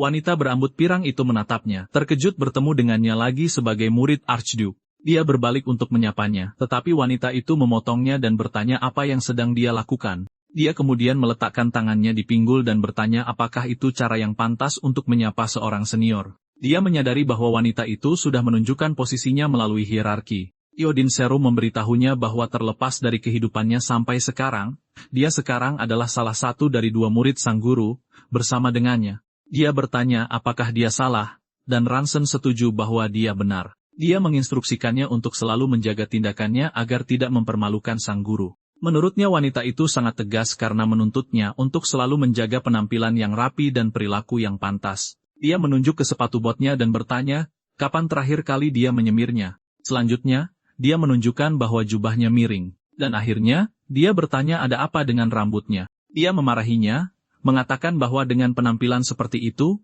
dia tidak berbeda dengan seorang bandit. Lalu dia bertanya ada apa, dan mengapa dia terus menatap rambutnya. Ransen menunjuk ke rambutnya sendiri, dan bertanya apakah dia juga bisa mengatakan sesuatu tentang rambutnya. Iodin Serum menyentuh rambutnya sendiri. Dia mundur dengan cepat saat orang lain menyaksikan kejadian itu. Saat mereka berjalan melewati halaman, wanita itu memperkenalkan dirinya sebagai Iodin Serum. Dia menambahkan bahwa dia juga anggota pengawal kerajaan Archduke para ksatria Cakrawala. Iodin mengakui bahwa, sejujurnya, Ransen mungkin lebih kuat darinya. Tetapi dia mendengar dari guru bahwa Ransen masih belum bisa mengendalikan kunci pedangnya dengan benar. Dia memegang gagang pedangnya sambil menyatakan bahwa satu-satunya cara belajar ilmu pedang adalah dengan berhadapan langsung. Kemudian dia menghunus pedangnya dan menyuruhnya untuk menghunus pedangnya juga karena sudah waktunya seniornya mengajarinya ilmu pedang. Ransen mengerti mengapa dia tiba-tiba dipanggil ke lapangan latihan. Iodin menyatakan bahwa dia tidak melakukan ini untuk melampiaskan rasa malunya tadi dan memintanya untuk tidak salah paham. Dia setuju dan menghunus pedangnya,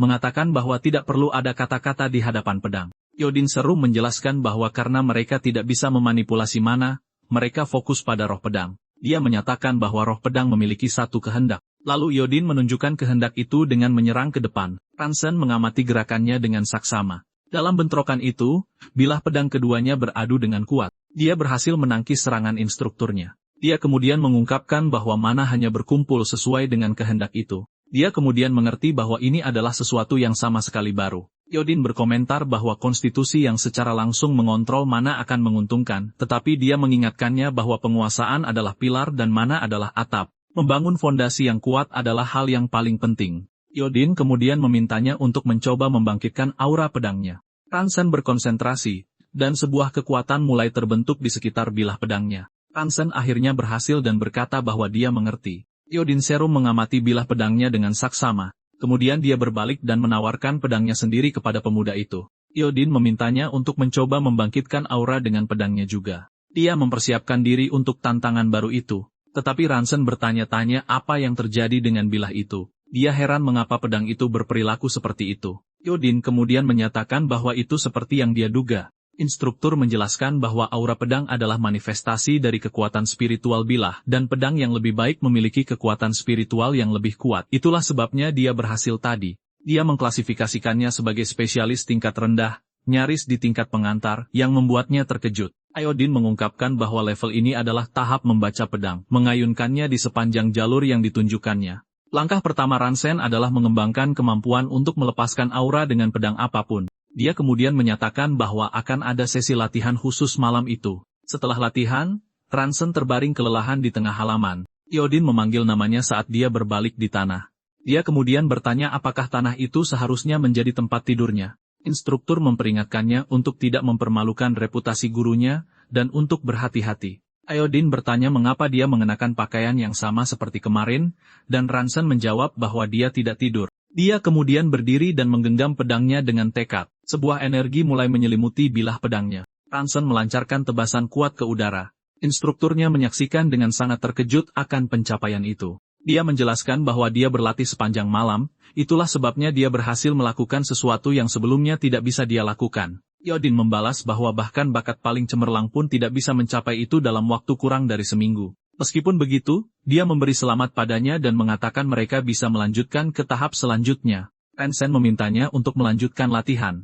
Kemudian keduanya memulai pertarungan sengit di halaman. Ransen menyerang dengan kuat, dan Iodin menangkis serangannya. Dia mempertahankan posisinya melawan serangannya. Kemudian, dalam pertukaran serangan yang cepat, dia menekannya dengan serangannya. Dua penonton bertanya-tanya bagaimana Ransen bisa seperti itu, dan salah satu dari mereka menyadari bahwa Iodin sebenarnya sedang terdesak. Instruktur berkomentar bahwa dia bahkan menggunakan penopang pedang. Iodin kemudian melompat dan menyerangnya dengan serangan udara. Dia mengamati gerakannya dengan saksama. Bilah pedangnya berhenti hanya beberapa sentimeter dari leher Ransen. Dia bertanya-tanya bagaimana Iodin bisa begitu cepat. Setelah serangan itu, Iodin melempar pedangnya ke udara. Dia menjelaskan bahwa ini adalah level spesialis pedang di mana pedang bergerak dengan sendirinya. Ransen kemudian mengerti bahwa ada tahap di mana pedang bergerak bahkan sebelum dia berpikir. Iodin memberitahunya bahwa dalam 2 minggu, akan ada acara pertukaran dengan duel yang dijadwalkan. Dan tentu saja, semua mata akan tertuju pada Ransen van Roa, murid langsung dari Archduke Raitena. Iodin menyatakan bahwa dia benar-benar harus naik satu tahap lagi sebelum itu. Ransen tersenyum dan berkata bahwa ini seperti yang diharapkan. Dia kemudian menyatakan bahwa ini menyenangkan. Sebuah suara mendekat sambil mencemuh pria itu, Raitena. Pria itu mempertanyakan bagaimana Raitena menerima seorang yatim piatu dan sekarang seorang pengembara tak dikenal. Kemudian Kasagia Celsius menampakkan diri, mengkritik pilihan Raitena untuk menerima orang asing sebagai murid. Kasagia Celsius mengatakan bahwa penilaian Grand Duke sangat buruk dan bahwa seharusnya dialah yang mewarisi posisi itu. Iodin memperingatkannya untuk menjaga ucapannya karena banyak mata yang mengawasi. Dia kemudian bertanya apakah Iodin mencoba menceramahinya hanya karena Raitena menyatakannya sebagai penggantinya. Kasagia melanjutkan, mengatakan bahwa dia hanyalah seorang spesialis tingkat lanjut bahkan setelah semua yang dia lakukan untuknya. Dan si pemula, Ransen, tidak lebih dari seorang spesialis tingkat rendah yang menyedihkan. Dia kemudian menuntut untuk melihat harta yang disita Raitena, tetapi Iodin mengatakan bahwa itu tidak bisa diperlihatkan. Kasagia kembali bertanya apakah dia mencoba memberinya ceramah. Ransen melihat Iodine menoleransi situasi itu dan memanggilnya guru. Dia menawarkan agar Kasagia memverifikasi apakah penilaian Raitena akurat atau tidak. Pria itu menanyainya, tidak mengerti usulannya. Ransen menyarankan agar mereka bertanding jika dia tidak mempercayai ilmu pedangnya. Iodine mencoba menghentikannya, tetapi Kasagia bertanya-tanya siapa yang mau bertarung dengan murid biasa. Ransen lalu bertanya apakah solusinya tidak sederhana dan menyatakan bahwa yang perlu dia lakukan hanyalah membungkam semua orang dengan keahliannya yang sempurna. Para penonton berbisik-bisik tentang keberanian pemuda itu. Kasagia Celsius mengepalkan tinjunya dan mempertanyakan nyalinya. Lalu dia berbalik dan berkata bahwa dia akan lihat berapa lama kesombongan Ransen bertahan. Dia lalu menoleh ke Ransen mengatakan bahwa ini serius dan guru mereka adalah masalah. Dia hanya tersenyum dan bertanya apakah tawanya sudah selesai. Iodine membuang muka dan berkata bahwa tadi dia tidak bisa menahannya. Ransen menyatakan bahwa apapun siasat yang dia gunakan, mereka hanya perlu mengalahkan semua orang. Dia lalu setuju dan menyuruh mereka untuk melanjutkan latihan. Malamnya, Ransen berjalan di luar halaman. Dia kemudian melihat Iodine duduk di bangku batu dan memanggilnya. Mendekat dari belakang, Ransen bertanya apakah dia keluar untuk berlatih lagi. Dia menjawab bahwa dia hanya sedang melihat bintang-bintang. Ransen menyadari bahwa dia menggunakan bahasa informal tanpa sadar. Iodine mengajaknya untuk melihat bintang juga, dan keduanya duduk bersama. Iodine berkata dia tidak akan memarahinya karena bahasa informal karena tidak ada yang melihat dan memanggilnya penyelamatnya. Dalam sebuah ingatan, Ransen hanya merespons. Iodine melanjutkan, mengatakan bahwa ini sedikit terlambat tetapi dia sangat berterima kasih karena dia telah menyelamatkannya dan anak-anak. Dia lalu menyarankan jika dia berterima kasih, dia harus menggunakan bahasa formal karena dia menyelamatkan hidupnya dan lebih tua. Ransen bertanya apakah dia suka melihat bintang, dan dia menjawab bahwa dia suka melihat 13 dewa utama, yang membuatnya penasaran. Dia menjelaskan bahwa semua bintang bergerak, tetapi ada 13 yang tidak bergerak dan tetap di tempatnya, dinamai menurut para dewa. Dia kemudian bertanya mengapa dia menyukai bintang-bintang itu. Iodine menunjuk ke sebuah bintang, Meibaba, Dewi Kebijaksanaan, yang hanya terbit di atas kepala mereka di sana. Dia mengungkapkan bahwa ketika dia masih muda, dia tidak tahu di mana tempatnya.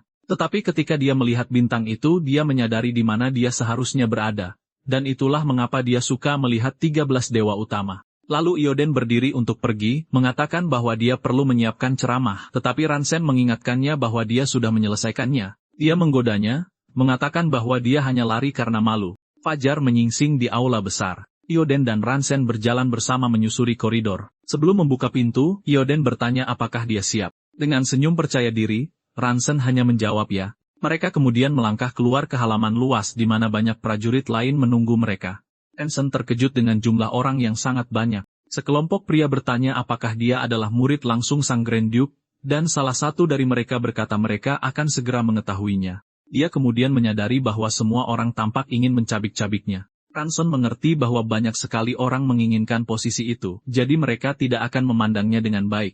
Seorang pria yang lebih tua mengumumkan bahwa untuk merayakan pertemuan ini, duel persahabatan boleh dimulai. Arena pertarungan disajikan saat para petarung mengambil posisi mereka. Ransen menunggu sendirian di tengah arena. Lawannya menatapnya dari seberang lapangan. Pria itu berkata bahwa dia tidak tahu mengapa Grand Duke memilihnya sebagai murid langsung, tetapi dia mengklaim ini akan segera berubah karena dia akan menang dan merebut posisi itu. Ransen mengawasinya dalam diam. Lawannya kemudian melepaskan kekuatannya. Ransen tersenyum tipis melihat tantangan itu.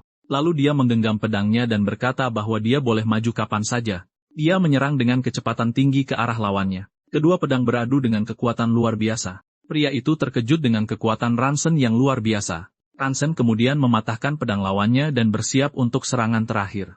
Lawan itu kemudian menyadari bahwa dia akan mati dan dia menerjang dengan pedangnya ke arah leher lawannya. Pria itu jatuh ke tanah, kalah. Ioden menyaksikan pemandangan itu dengan sangat terkejut. Kasage Celsius terdiam oleh apa yang baru saja disaksikannya. Ransen kemudian menoleh ke kerumunan dan hanya memanggil penantang berikutnya. Lawan baru mengambil posisi di arena, mengangkat pedangnya ke arah Ransen. Dia kemudian maju dengan serangan yang kuat. Ransen bersiap untuk serangan balik. Dengan satu gerakan, dia menghindari pukulan itu dan menjatuhkan lawannya. Ransen meletakkan pedangnya di bahu dan memanggil penantang berikutnya. Satria lain menonton pertarungan dari kejauhan, lalu dia mengalahkan lawan lain dengan serangan yang tepat dan meminta yang berikutnya. Dia menjatuhkan yang berikutnya dengan sebuah pukulan dan dengan pria itu sudah di tanah, memanggil yang berikutnya. Para penonton berkomentar bahwa dia adalah monster karena telah mengalahkan salah satu paman mereka. Kasage Celsius menyaksikan adegan itu dengan jijik lalu berbalik dan meninggalkan area itu. Dia bertanya-tanya apakah itu semua lawan yang disiapkan paman buyutnya, merasa ini lebih mudah dari yang dia bayangkan.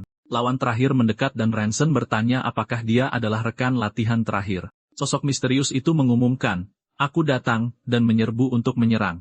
Ransen bersiap untuk bertarung, memusatkan kekuatan ke pedangnya. Lawannya bergegas menyerang dengan cepat, lalu sosok misterius itu melompat untuk melancarkan serangan udara. Tetapi Ransom menangkis serangan itu, dan pedang lawannya terlepas dari tangannya. Dia lalu bertanya-tanya apakah dia mungkin terlalu keras pada pemuda itu. Selanjutnya, sosok berkerudung itu berbalik untuk pergi. Sebelum pergi, pemuda itu membungkuk hormat. Ransen mengawasinya meninggalkan arena pertarungan. Adegan beralih ke aula perjamuan dengan meja mewah. Dua pria berbicara dan minum anggur selama perayaan. Ioden dan Ransen, yang kini mengenakan pakaian formal, berkomentar bahwa mereka senang semuanya berakhir dengan baik. Ransen berkomentar bahwa jika perjamuan penutupan berjalan lancar, tidak akan ada masalah, tetapi kemudian dia menunjuk ke pakaian seniornya. Ioden menjawab dengan bangga bahwa itu adalah pakaian standar dan dia harus belajar darinya. Dia kemudian bertanya mengapa dia memakai sepatu latihan. Dia cepat-cepat berjalan pergi meninggalkan Ransen di belakang. Perjamuan berlangsung, menandai lebih dari sebulan sejak kedatangannya.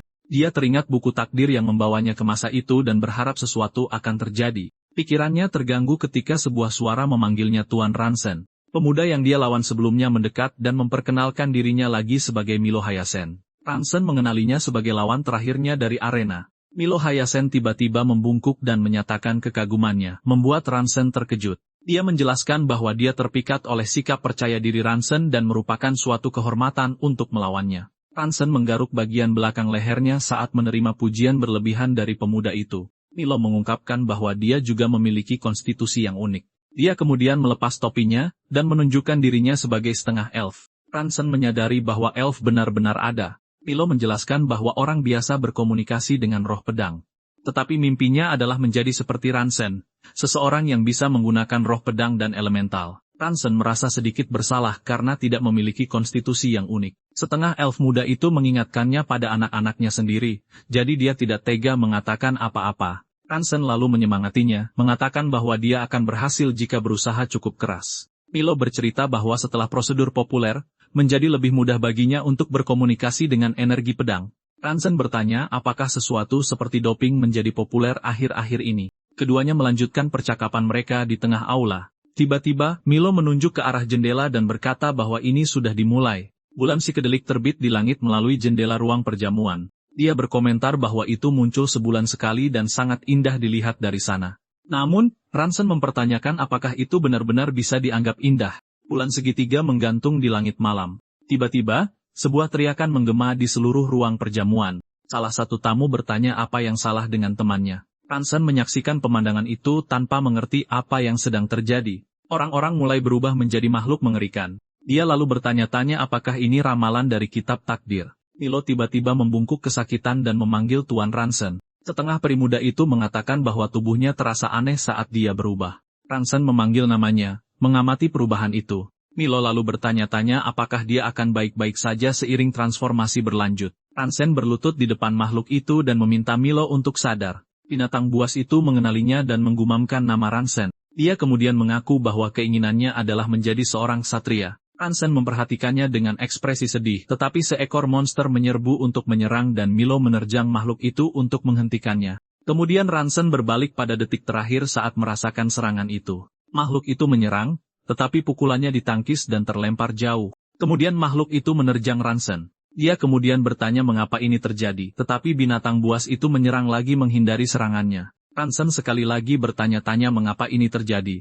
Serangannya terus meleset dan dia bertanya-tanya mengapa. Sebuah suara memanggilnya, menariknya keluar dari lamunannya. Di sisinya, Iodin serum menangkis serangan makhluk lain. Dia mengguncangnya dan memperingatkan bahwa mereka harus pergi sekarang atau mereka berdua akan mati, sambil menunjuk ke arah pintu keluar. Tapi Ransen ragu-ragu, khawatir tentang Milo. Di aula, Milo kewalahan dan dijijit oleh dua lycanthrope lainnya. Ia menyadari sudah terlambat saat Iodin menarik lengannya. Dengan tatapan kalah, dia setuju untuk pergi. Saat mereka berlari, Ransen menjelaskan bahwa semua musuh terlalu kuat dan reaksi mereka terlalu cepat. Iodin lalu menatapnya dan berkata bahwa jika dia bisa melakukannya, begitu juga dia. Salah satu makhluk memperhatikan mereka saat mereka mencoba melarikan diri. Kemudian salah satu lycanthrope melolong, dan yang lain merespons serempak. Tiba-tiba, pasangan itu mendapati diri mereka benar-benar dikelilingi oleh monster. Ransen mengambil posisi yang mantap. Dengan satu tebasan pedang, dia memenggal kepala salah satu makhluk itu. Monster itu mengaum saat diserang. Iodin juga beraksi, menebas musuh lain yang mendekat. Ransen berbalik dan menghadapi 3 lycanthrope lagi di depannya. Dengan gerakan berputar, dia menyerang makhluk-makhluk di sekelilingnya. Keduanya bertarung dengan sinkronisasi sempurna, membuka jalan melewati kekacauan. Mereka memanfaatkan celah dan mulai berlari menyusuri koridor lagi. Iodin memperingatkan bahwa mereka hampir sampai di pintu keluar. Dia bilang mereka akan keluar lewat sana untuk berkumpul kembali dengan ksatria lainnya. Tapi saat mereka berhenti di depan pintu, dia berkata bahwa monster-monster itu mengejar kepala perbendaharaan dan mereka harus menghentikannya. Mereka berbalik dan menyadari bahwa para lycanthrope menghalangi pintu. Iodin mengangkat pedangnya menyatakan bahwa ini yang terakhir dan dia akan menyerang lagi. Tapi Ransen menghentikannya dan memintanya untuk menunggu sebentar. Dia berkata ada sesuatu yang terasa salah dan dari punggung salah satu monster, sesuatu mulai muncul. Tentakel-tentakel meledak dengan keras dari punggung makhluk itu. Keduanya memperhatikan lycanthrope lain juga memperlihatkan tentakel mereka. Kemudian Iodin mengambil posisi dan menangkis hujan serangan dengan pedangnya. Ransen memperhatikannya dan merenungkan tentang dunia penguasaan pedang di mana kecepatan reaksi mendekati 0. Dia mengajak mereka untuk maju bersama, dan dia setuju. Di tanah, potongan tentakel yang terputus mulai bergerak dan beregenerasi. Ransen berbalik saat dia menyadari ada gerakan di belakangnya. Salah satu tentakel yang beregenerasi menerjang dengan cepat ke arahnya. Dengan gerakan cepat, dia berhasil menangkis serangan itu. Dia lalu bergabung dengan Iodin dan memperingatkannya bahwa benda-benda itu beregenerasi. Keduanya menghadapi tentakel, dan Ransen menyimpulkan bahwa hanya memotongnya tidak akan cukup. Iodin mendorong Ransen ke samping, menempatkan dirinya di depan serangan, dan dia ditangkap. Tentakel menusuk lurus menembus perutnya. Ransen terkejut dengan apa yang baru saja terjadi. Dengan sebuah teriakan, Ransen melepaskan kekuatannya. Dia mengayunkan pedangnya dalam busur cepat, menebas semua tentakel di sekelilingnya. Bagian-bagian itu larut tetapi cairan yang tersisa di tanah mulai menyatu kembali. Lycanthrope utama menyerangnya dengan tentakelnya sendiri. Ransen menghindar dengan gerakan cepat dan menyerang Lycanthrope, membelahnya menjadi 2. Dia mengambil napas dalam-dalam, menenangkan diri. Sendirian di aula, dia berbalik dan berjalan menuju pintu keluar. Di luar, dia melihat pertempuran kacau yang terjadi di seluruh kota. Wajahnya berlumuran darah saat dia menyaksikan pemandangan itu. Dia kemudian melihat cahaya aneh di langit. Dia bertanya-tanya apakah cahaya itu penyebab dari semua kekacauan. Tiba-tiba, Ransen terhuyung ke belakang. Dia jatuh ke tanah, meratapi bahwa meskipun dia pikir dia telah menjadi lebih kuat, dia gagal melindungi siapapun. Sebuah pemberitahuan memberitahunya tentang kegagalannya mengubah sejarah. Dia terbangun di tempat yang tidak diketahui, mempertanyakan suara wanita yang dia dengar. Suara itu menjelaskan bahwa ia menggunakan kausalitas yang rusak untuk memundurkan waktu. Dia memperingatkannya bahwa kekuatan ini tidak terbatas dan kegagalan akan mengakibatkan kekalahan total. Sebuah buku muncul di hadapannya, dan suara itu mengucapkan semoga berhasil. Teks di dalam buku berubah menyebutkan bahwa tuannya telah mengembalikan sebuah harta karun. Ransen terkejut saat membaca pesan itu. Sebuah medali dengan bintang berujung 6 diperlihatkan. Adegan beralih ke Ransen yang bepergian dengan kereta di bawah langit biru. Dia terkejut ketika seseorang memanggilnya. Seorang pria menarik tudungnya dan bertanya apakah dia baik-baik saja.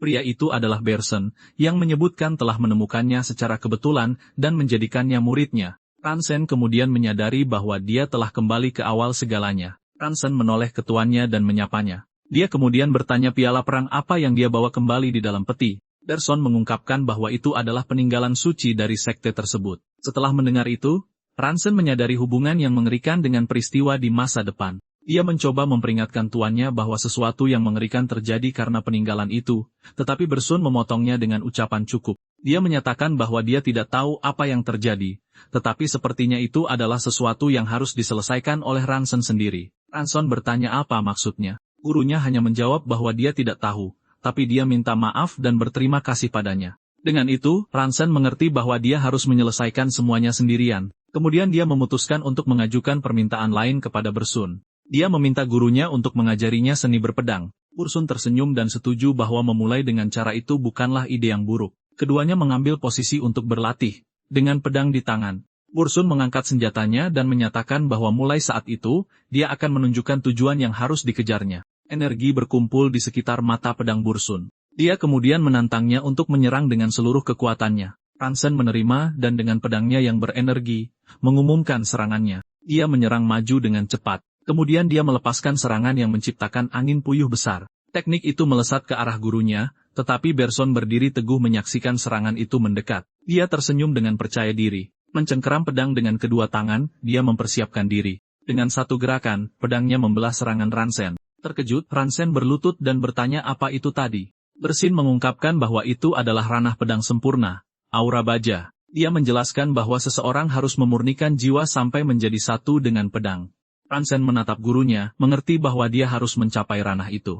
Di tempat lain, Iodin Serum diberitahu bahwa untuk sementara waktu, dia harus mengajar. Ransen menenangkan diri dengan tatapan tegas, bertekad untuk melindungi mereka. Di halaman kastil, dia berlatih ayunan lebar dengan pedangnya. Dia melanjutkan gerakan dengan putaran yang tepat, tetapi latihannya terganggu membuatnya melihat ke atas. Lonceng menara kastil mulai berbunyi. Di langit, seseorang mengumumkan bahwa bulan psikedelik telah muncul. Melohyacin tersenyum antusias pada orang di sampingnya. Di sebuah aula, Ransen menyaksikan adegan itu dengan ekspresi tegang saat semuanya telah dimulai. Di bawah pengaruhnya, dua ksatria berubah menjadi lycanthrope dan mengaum. Ransen mengamati adegan itu dalam diam. Dia ingat bahwa selama 2 minggu, dia melakukan perjalanan waktu, menemukan bahwa monster itu adalah murid yang telah menerima perawatan yang disebutkan oleh Milo. Bahkan setelah menyelidiki obat-obatan terkait, dia tidak menemukan sesuatu yang aneh. Dia ingat Milo berteriak, mengatakan bahwa tubuhnya terasa aneh saat dia berubah. Ransen mengingat saat itu dengan ekspresi tegang. Kemudian dia menemukan dirinya sekali lagi di hadapan Milo, yang sedang berjuang melawan transformasi di tanah. Dia berlutut dan meminta temannya untuk bertahan sedikit lebih lama, tetapi makhluk lain menyerangnya. Dengan gerakan cepat, dia menebas binatang itu dengan pedangnya. Setelah serangan itu, dia mendapati dirinya dikelilingi oleh lycanthrope lain. Meski begitu, dengan pedang di tangan, dia berdiri teguh dan bertekad untuk mencoba. Salah satu lycanthrope melompat ke arahnya untuk menyerang dengan cakarnya. Dia memutuskan bahwa kali ini akan berbeda dan maju dengan pedangnya, menyatakan bahwa dia bisa mengusir para monster. Dengan tebasan menyamping, dia menyerang salah satu lycanthrope. Gerakannya membuka jalan melewati musuh. Dia melihat Milo diserang oleh lycanthrope lain dan meneriakkan namanya, lalu berlari ke arah mereka, untuk membantu. Tiba-tiba, salah satu makhluk muncul di belakangnya. Dia berbalik dan menebas lycanthrope itu. Sebuah teriakan mengalihkan perhatiannya, membuatnya menoleh ke samping. Monster lain menyerang ke arah Milo yang terbaring di tanah. Makhluk itu memanggil namanya saat ditaklukkan. Ransen membeku saat dia mengingat keinginan Milo untuk menjadi seorang satria. Dia gagal melindunginya sekali lagi. Kemudian ia dan meneriakkan namanya. Memposisikan dirinya di depan Ransen dan menahan serangan salah satu monster. Dia mengguncangnya dan memperingatkan bahwa mereka harus pergi sekarang atau mereka berdua akan mati, sambil menunjuk ke arah pintu keluar. Jotin kemudian mengatakan bahwa mereka semua sangat kuat dan menyarankan untuk membagi tugas.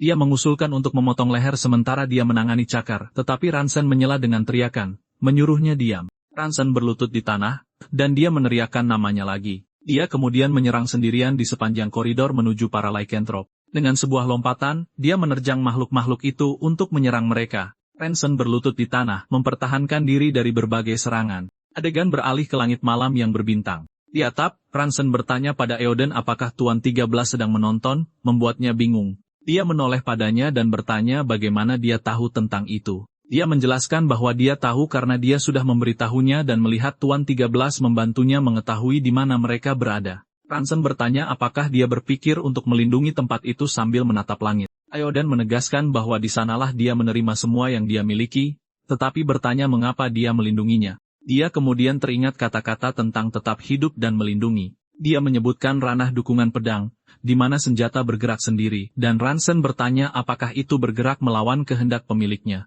Sambil tersenyum, Eoden bertanya apakah kekhawatirannya adalah dia mungkin tidak bisa mengendalikan pedangnya sendiri. Tetapi dia menjelaskan bahwa setelah mencapai ranah itu, perbedaan semacam itu kehilangan artinya. Ransen merenung bahwa pedang adalah dirinya dan dia adalah pedang, dan gerakannya hanyalah hatinya. Kembali dalam pertempuran, dia melepaskan serangan melingkar terhadap musuh. Dari makhluk-makhluk yang dikalahkan, massa tentakel baru terbentuk.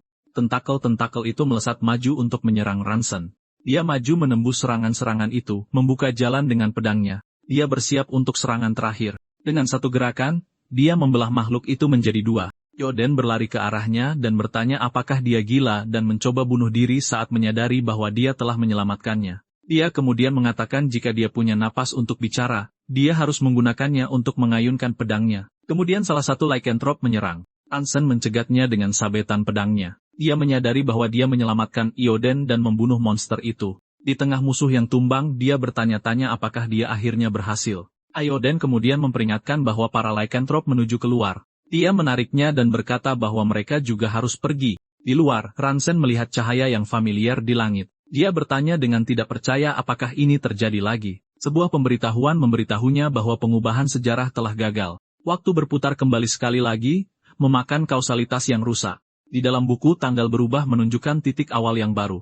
Dia mendapati dirinya sekali lagi di dalam kereta di bawah cahaya siang. Dengan tatapan penuh tekad, dia mengerti bahwa dia tidak bisa hanya menang. Ransom melanjutkan perjalanannya di kereta sambil merenungkan jalannya. Dia mengerti bahwa misinya adalah melindungi harta karun sekte, tetapi dia tidak akan bisa mengatasi tantangan ini tanpa mencapai dukungan pedang. Jadi dia berbalik dan memanggil gurunya dan bertanya bagaimana tepatnya dia bisa mencapai dukungan pedang. Ransom memanggil gurunya. Lalu dia bertanya bagaimana tepatnya dia bisa mencapai dukungan pedang. Dia menyatakan bahwa pemuda itu hampir sampai, hanya setengah langkah lagi. Ransen menjawab bahwa dia merasakan hal yang sama.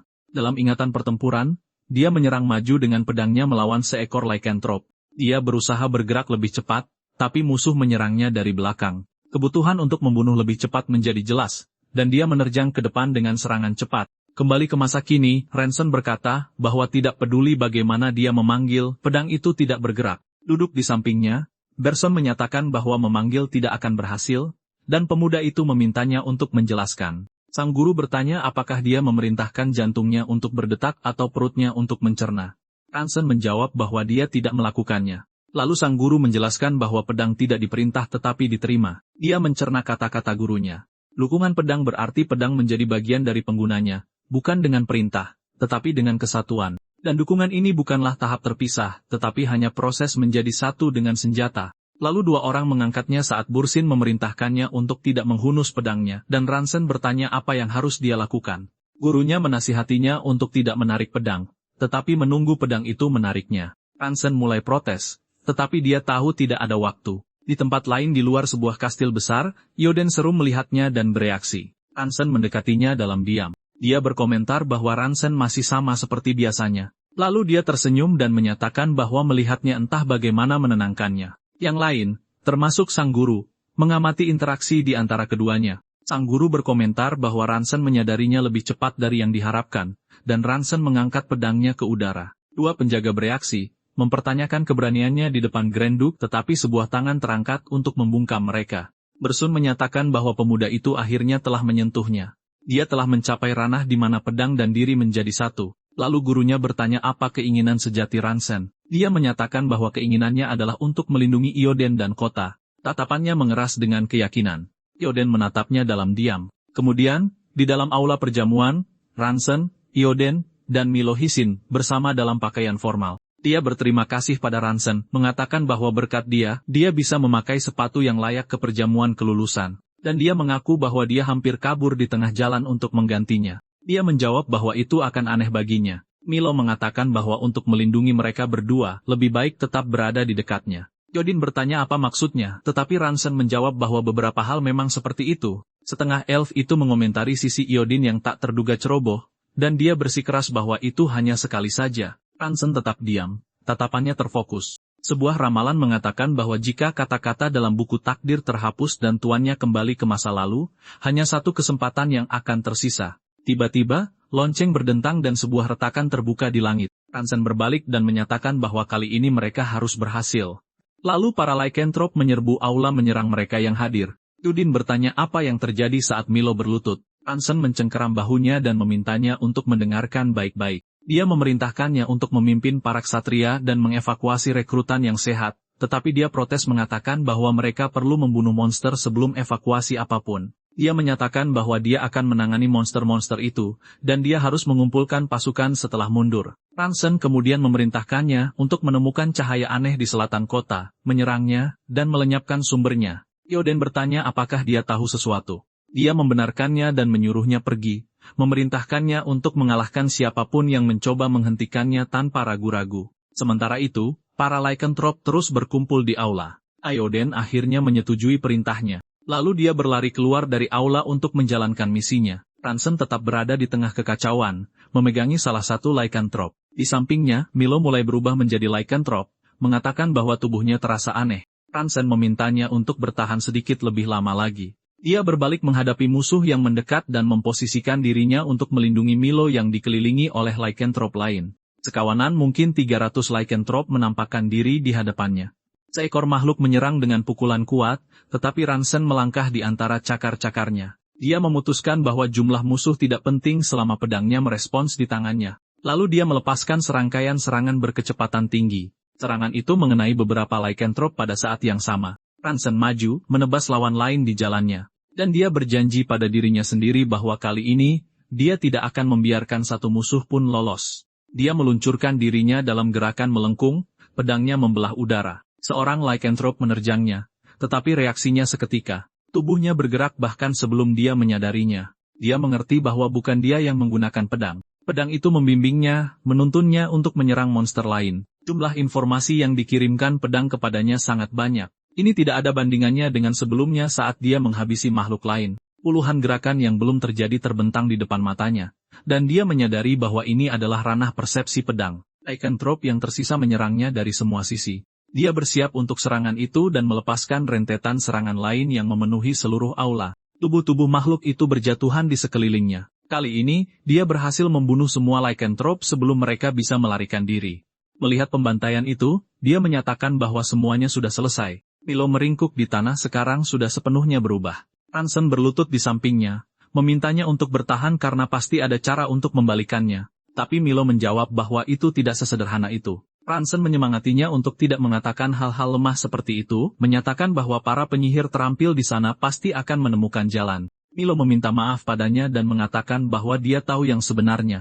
Dia menyatakan bahwa kondisinya tidak dapat diubah dan satu-satunya keinginannya adalah mati sebagai manusia. Dan Milo mengakhiri hidupnya sendiri di hadapan Ransen. Beberapa tentakel muncul dari makhluk itu dan menyerbu ke arah Ransen. Dia menggertakkan giginya saat dia membela diri dan menusukkan pedangnya ke makhluk itu, terkena tentakel dalam prosesnya. Monster itu terbakar, dan Ransen mengatakan bahwa dia sudah cukup menderita. Sambil melihat tubuh itu terbakar, dia berjanji bahwa jika Milo terlahir kembali dalam 10.000 tahun, dia akan memperlakukannya dengan baik sebagai keluarga. Dia menyarungkan pedangnya dan berlari keluar aula, melewati mayat-mayat lycanthrope. Dia melihat ke arah kota dan menyadari tidak ada cahaya, menyimpulkan bahwa Iodine berhasil. Iodine berlari ke arahnya, memanggil namanya. Dia terus berlari sambil berteriak bahwa Ransen terkena pukulan dan sang guru mematahkan rantai para bidat. Dalam ingatannya, dia mengungkapkan bahwa ketika sang guru dikalahkan, cahaya aneh itu menghilang. Dengan itu, para lycanthrope kehilangan kekuatan mereka, dan salah satunya roboh di depannya.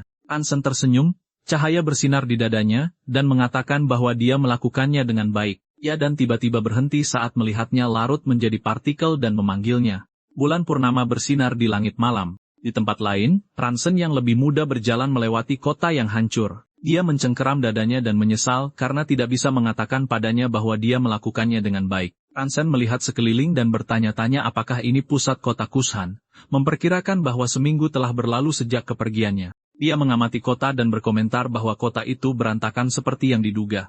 Karena saudara-saudaranya tidak ada di kediaman Ilnian, dia melompat dari satu atap ke atap lainnya. Dia mendarat dan menyimpulkan bahwa ini adalah satu-satunya tempat mereka bisa berada. Lalu pemuda itu mendekati kastil Pietro Boroni. Karena Ribera mengenal Sia, dia menyimpulkan bahwa Ribera pasti membawa saudara-saudaranya ke sana untuk mencari perlindungan. Dia yakin mereka pasti aman bersama Ribera, tetapi ingin melihatnya sendiri. Seorang wanita muncul di belakangnya dengan pedang di punggungnya, memerintahkannya untuk tidak bergerak dan menanyakan siapa yang mengirimnya.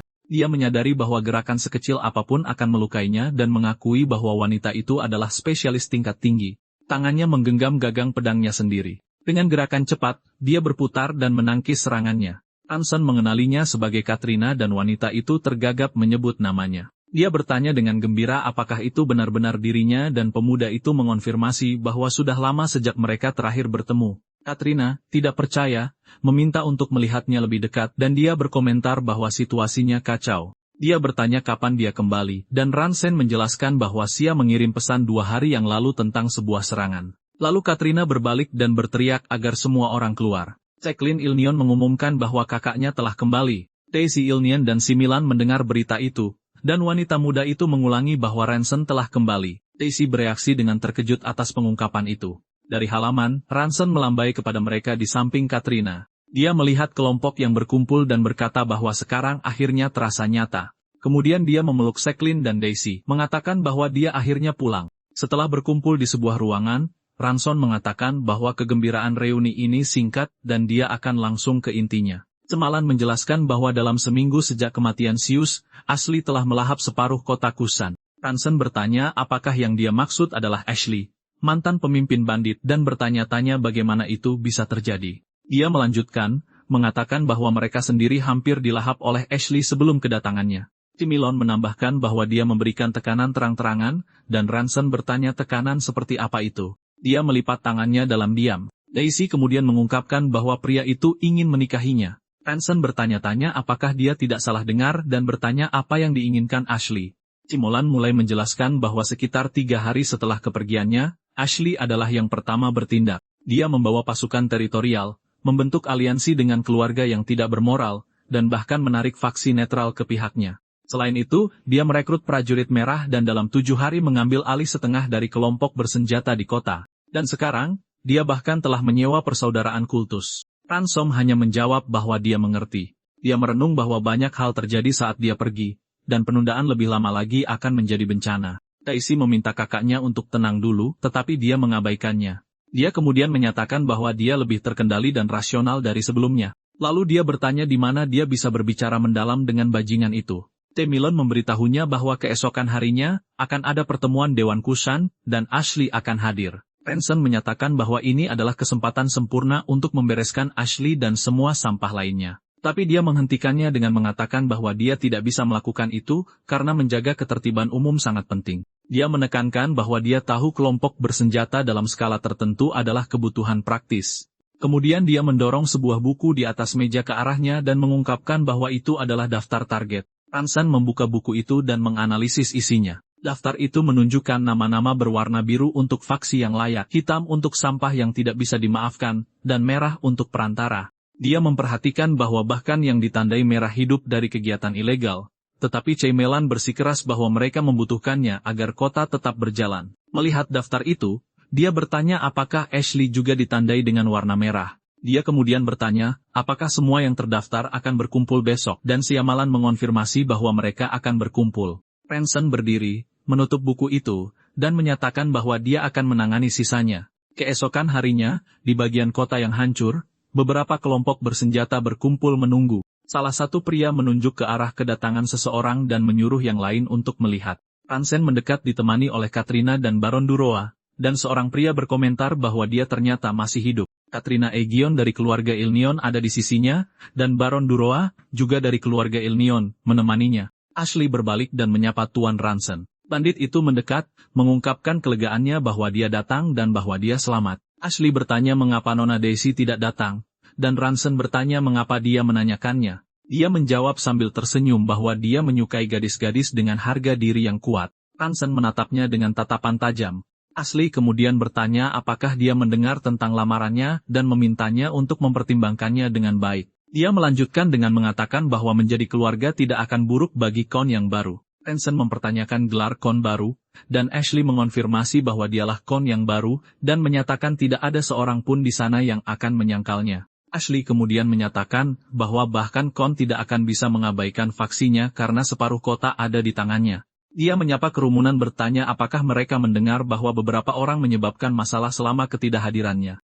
Kemudian dia mengangkat buku yang berisi daftar target. Ranson menunjuk ke keluarga Karu dan menuduh mereka membantai seluruh keluarga untuk mencuri properti mereka. Dia hanya memanggil Katrina. Seorang anggota keluarga Karu mencoba menjelaskan diri sambil menarik pedangnya, tetapi Katrina maju dan mengeksekusi pria itu dengan satu tebasan pedangnya. Anggota faksi lain bereaksi menyatakan bahwa Ranson sudah gila. Ashley berkomentar bahwa Kon baru ini menakutkan dan dia menegakkan hukum sejak awal. Ranson kemudian memanggil keluarga Rauron, dan Baron Dora mengeksekusi salah satu anggotanya. Keluarga Heron, Dasbiker, dan Lucas adalah yang berikutnya dipanggil dan dieliminasi. Ashley memperhatikan mayat-mayat yang tergeletak di tanah setelah eksekusi massal. Dia berbalik ke Ranson dan berkata bahwa dia pikir mereka mengerti pesannya. Ranson menyatakan bahwa menjadi terlalu menakutkan bisa menjadi kontraproduktif sebelum memanggil nama-nama berikutnya. Dia kemudian menyebutkan nama Taplin, Das, Kukurak, X dan Shadowker, membuat Ashley terkejut. Ashley berbalik ke anak buahnya dan berteriak bahwa inilah sebabnya dia memperingatkan mereka untuk tahu kapan harus berhenti.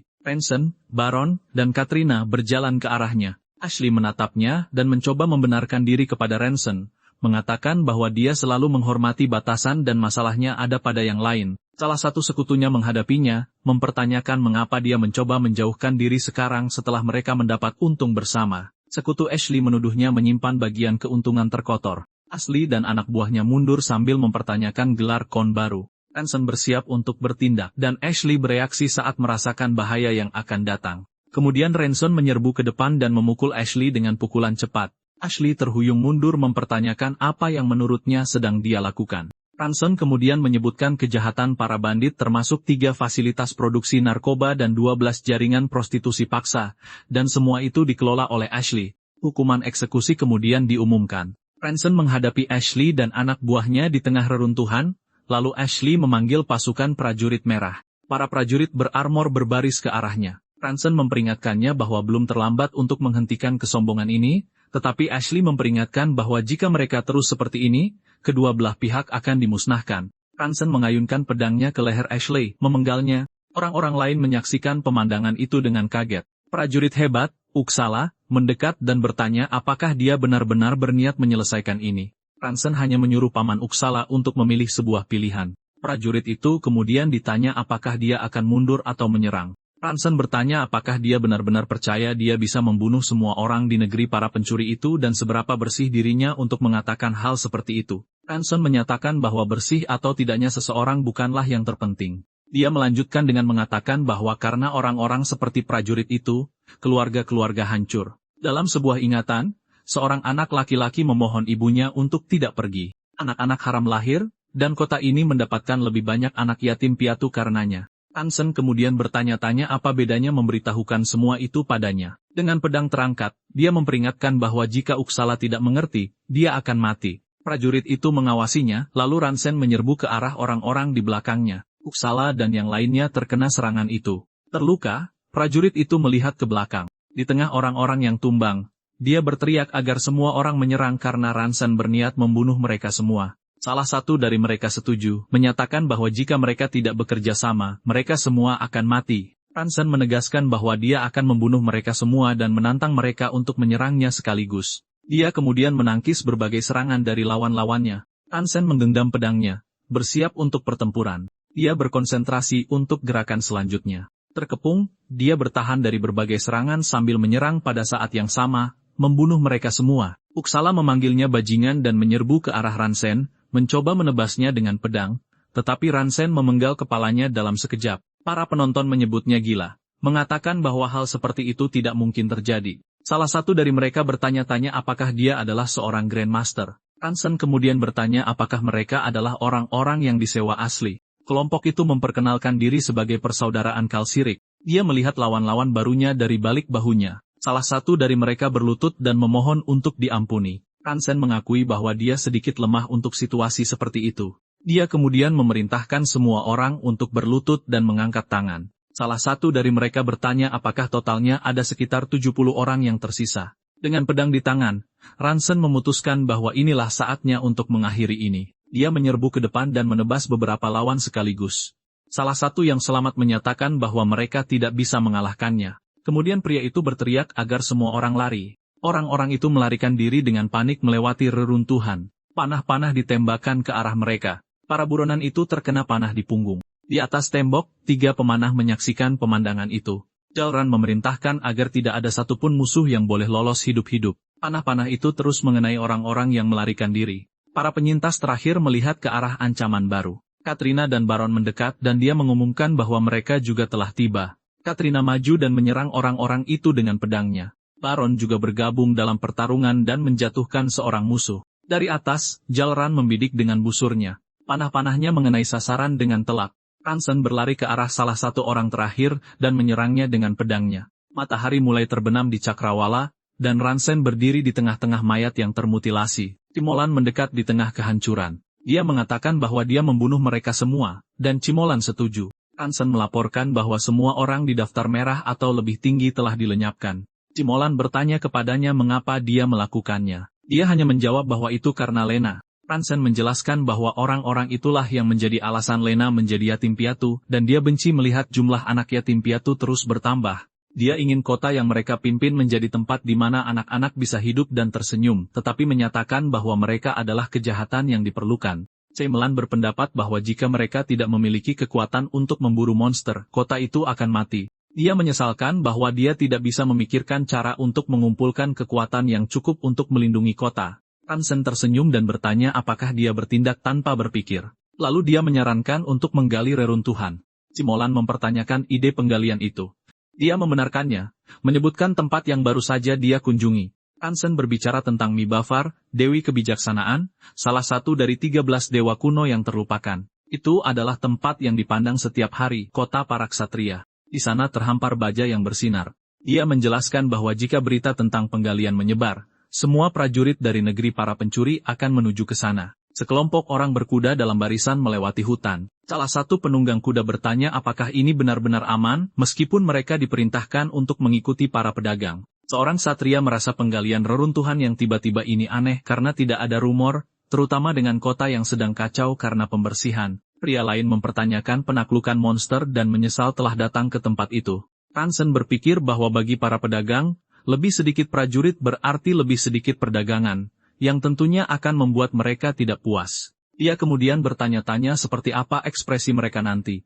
Ransen menoleh ke Kalserik dan bertanya apakah dia sudah memikirkan masalah itu. Kalserik menyatakan bahwa untuk membayar utangnya, dia dan saudara-saudaranya akan mengabdikan hidup mereka untuk melayaninya selama setahun ke depan. Tetapi dia menambahkan bahwa untuk tinggal secara permanen memerlukan pertimbangan lebih lanjut karena mereka perlu mendiskusikannya dengan saudara-saudara mereka dan menyelesaikan masalah di kampung halaman mereka. Ransen menyimpulkan bahwa pada akhirnya mereka tidak memiliki keyakinan untuk menaruh kepercayaan padanya. Sambil tersenyum, Ransen mengatakan bahwa itu sangat disayangkan karena itulah satu-satunya kesempatan untuk mengklaim sebuah kastil yang hancur. Kalserik menyadari bahwa tatapan Ransen bukan sekadar gertakan. Kelompok itu berkuda menuju reruntuhan. Setibanya di sana, orang-orang itu mempertanyakan tempat itu, hanya melihat tumpukan batu. Ransen menjelaskan bahwa bagi orang lain, ini mungkin hanya bebatuan dan pilar, tetapi baginya, tempat ini sudah tidak asing lagi. Dia mengamati situs yang telah berubah menjadi indah, sebuah tempat yang entah bagaimana telah lenyap. Salah satu dari mereka berkomentar bahwa dia tidak bisa melihat reruntuhan apapun. Ransen menginstruksikannya untuk melihat dengan cermat karena semua yang mereka lihat adalah reruntuhan. Dengan satu gerakan pedangnya, dia menebas tanaman rambat yang menghalangi jalan. Orang-orang itu melihat ke depan dan bertanya apakah itu adalah tembok. Kelompok itu menemukan sebuah struktur besar yang tertutup lumut. Kalserik mendekat untuk memeriksa bangunan itu. Dia meraba dinding dengan tangannya dan mengomentari teknik arsitektur tanpa sambungan yang terlihat. Lalu pria itu bertanya-tanya apakah itu berasal dari era sihir. Ransen tersenyum dan bertanya apa yang ditunggu semua orang. Dia memerintahkan mereka untuk menyingkirkan lumut itu. Salah satu dari mereka menjawab setuju sambil menatap sebuah patung yang tertutup tumbuhan. Pria lain mengumumkan bahwa dia juga menemukan sesuatu di sana. Orang ketiga menemukan bahwa itu juga sebuah tembok. Dia kemudian memperingatkan bahwa ada sebuah pintu di sana. Di antara tanaman rambat, orang-orang itu menemukan potongan-potongan logam. Salah satu dari mereka mengidentifikasi bahan itu sebagai baja Lucerus. Dia kemudian mengangkat pedang kuno yang ditemukannya. Pria lain mengumumkan bahwa dia juga menemukan sebuah pedang. Orang ketiga menemukan satu set baju zirah. Tak lama kemudian, salah satu dari mereka sudah memegang 3 pedang kuno. Kalserik menyadari bahwa bebatuan dan pilar itu sebenarnya adalah bangunan. Dia bertanya kepada Ransen apakah mereka baru saja menemukan seluruh kota kuno. Ransen hanya menyambut mereka. Dia menyambut mereka di kota baja kuno. Seorang pria berkomentar bahwa mereka akan membutuhkan banyak prajurit dan penjelajah untuk menggali reruntuhan berskala sebesar ini. Mereka berlari ke arah Ransen meminta perhatiannya sejenak. Dia meyakinkan mereka dengan mengatakan bahwa mereka akan membahas informasi rinci besok ketika mereka kembali ke kota. Kalserik kemudian memanggil Count Ransen untuk membicarakan masalah itu. Ransen menoleh ke Kalserik, menanyainya. Kalserik kemudian bertanya apakah dia boleh mengubah kata-katanya. Dia berbicara tentang tinggal di sana secara permanen, dan Ransen berkomentar betapa anehnya dia mengatakannya seperti itu. Beberapa hari kemudian rumor menyebar ke seluruh negeri para pencuri tentang reruntuhan seukuran kota di Kusan di mana para prajurit sedang direkrut. Setelah mendengar tentang senjata dan baju zirah kuno, 2 orang pria setuju bahwa mereka harus bergegas sebelum orang lain mengklaimnya. Untuk mencari harta karun dan kesempatan, semua orang berkumpul dan menuju kota Kusian. Hari baru dimulai di kota itu. Ransen memberitahu kelompoknya bahwa 3 hari terakhir adalah kesempatan untuk memperjelas keadaan kepada semua orang di kota. Dia melanjutkan, menyatakan bahwa sekarang mereka tahu siapa yang benar-benar menguasai tempat itu. Peron dan Cimolan tahu bahwa pertarungan sesungguhnya dimulai sekarang, karena mereka harus mempertahankan kota dari monster, bandit dan bahkan dari Sangkon sendiri. Mereka berdiri di ambang mimpi, mampu membentuk kota, membangun kembali rumah mereka, bahkan mendirikan kerajaan baru, dan mungkin membalas dendam pada kekaisaran dan merebut kembali kerajaan Van Roa. Katrina dan Daisy Ilnion mendengarkan dengan saksama. Jalran menambahkan bahwa ini juga berlaku untuk adik-adik yang lebih muda, bahkan mereka yang tidak lahir di Van Roa. Ceklin Ilnion menyatakan bahwa mereka masing-masing akan mendirikan keluarga bangsawan mereka sendiri. Ransen mendorong mereka untuk menjadi lebih kuat dan bermimpi lebih tinggi, untuk memulihkan apa yang hilang dan membangun apa yang belum pernah ada. Dia kemudian mengumumkan bahwa dia memanggil mereka lebih awal karena mulai sekarang, mereka akan berlatih setiap hari pada jam itu. Ransen akan mengajari mereka suatu bentuk ilmu pedang yang baru saja dia kuasai, anggar murni yang kembali ke dasar tanpa aura. Katrina bertanya mengapa dia tidak mengajari mereka teknik aura. Dia menjelaskan bahwa mereka akan belajar tentang pedang itu sendiri, dan bahwa menguasai ini akan membuat mereka lebih kuat dari seorang master pedang. Dia kemudian bertanya apakah itu sebabnya dia tiba-tiba menjadi begitu kuat, dan Ransen hanya membenarkannya. Katrina melompat kegirangan dan memintanya untuk mengajari mereka. Ransen tersenyum pada mereka. Dia kemudian meminta mereka untuk menghunus pedang karena dia akan menjelaskan aturannya. Aturan pertama adalah bahwa selama latihan, dia adalah guru mereka dan tidak akan menahan diri. Yang kedua adalah bahwa selama 24 jam berturut-turut, mereka tidak boleh melepaskan pedang mereka, bahkan untuk tidur sekalipun. Dia mengangkat 3 jari untuk mengumumkan aturan ketiga. Mereka harus menangkis semampu mereka dan menyerang balik seperlunya. Ransen meminta maaf kepada Katrina, tetapi menyatakan bahwa yang lebih tua selalu menerima pukulan pertama dan kemudian memukul wajahnya. Dia mengatakan bahwa dia tidak akan memukulnya cukup keras untuk melukainya. Ransen menjelaskan bahwa mereka hanya menjadi lebih kuat setelah dipukuli. Dia kemudian menyuruh mereka untuk fokus seolah-olah itu adalah pertarungan sungguhan karena hubungan dengan pedang hanya akan semakin dalam ketika diayunkan sampai pikiran menjadi kosong. Ransen memukul Daisy dengan pedang latihannya. Dia mengingatkannya bahwa dia pernah memanggil kakak laki-laki itu, Tuan. Lalu dia menyerang Ceimelan karena bersekongkol dengan pasukan pemberontak di belakangnya. Seklin juga dipukul karena selalu bertingkah seperti orang dewasa. Jauran berikutnya, dan dia mendengar bahwa sekarang dialah yang dipukuli. Ransen berhenti sejenak. Dia kemudian mengatakan bahwa rasanya luar biasa. Mungkin karena dia sudah lama tidak berlatih. Jauran dan Cimolan menyebutnya gila karena tertawa sambil menyerang mereka. Tetapi Katrina memutuskan bahwa mereka tidak akan hanya diam dan menerima pukulan. Dia kemudian berteriak agar mereka menyerang dari semua sisi sekaligus. Kelompok itu menyerbu Ransen, dan dia menangkis berbagai serangan dengan pedangnya. Ransen berdiri di tengah rekan-rekannya yang tumbang dan bertanya apakah hanya itu yang mereka miliki. Katrina terbaring di tanah. Cimolan dan Seklin juga tumbang bersamanya.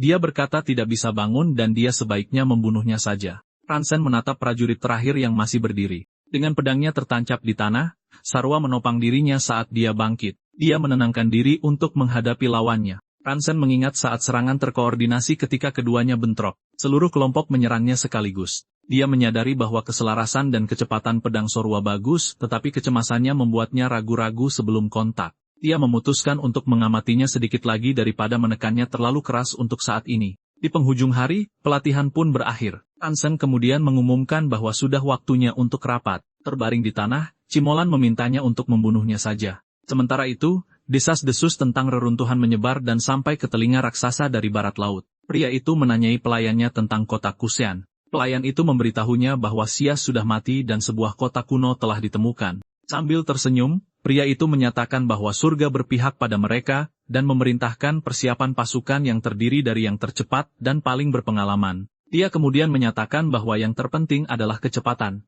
Harun, Raja Gael dan salah satu dari 5 raja di negeri Tebes, menyatakan bahwa sudah lama jantungnya tidak berdebar seperti ini.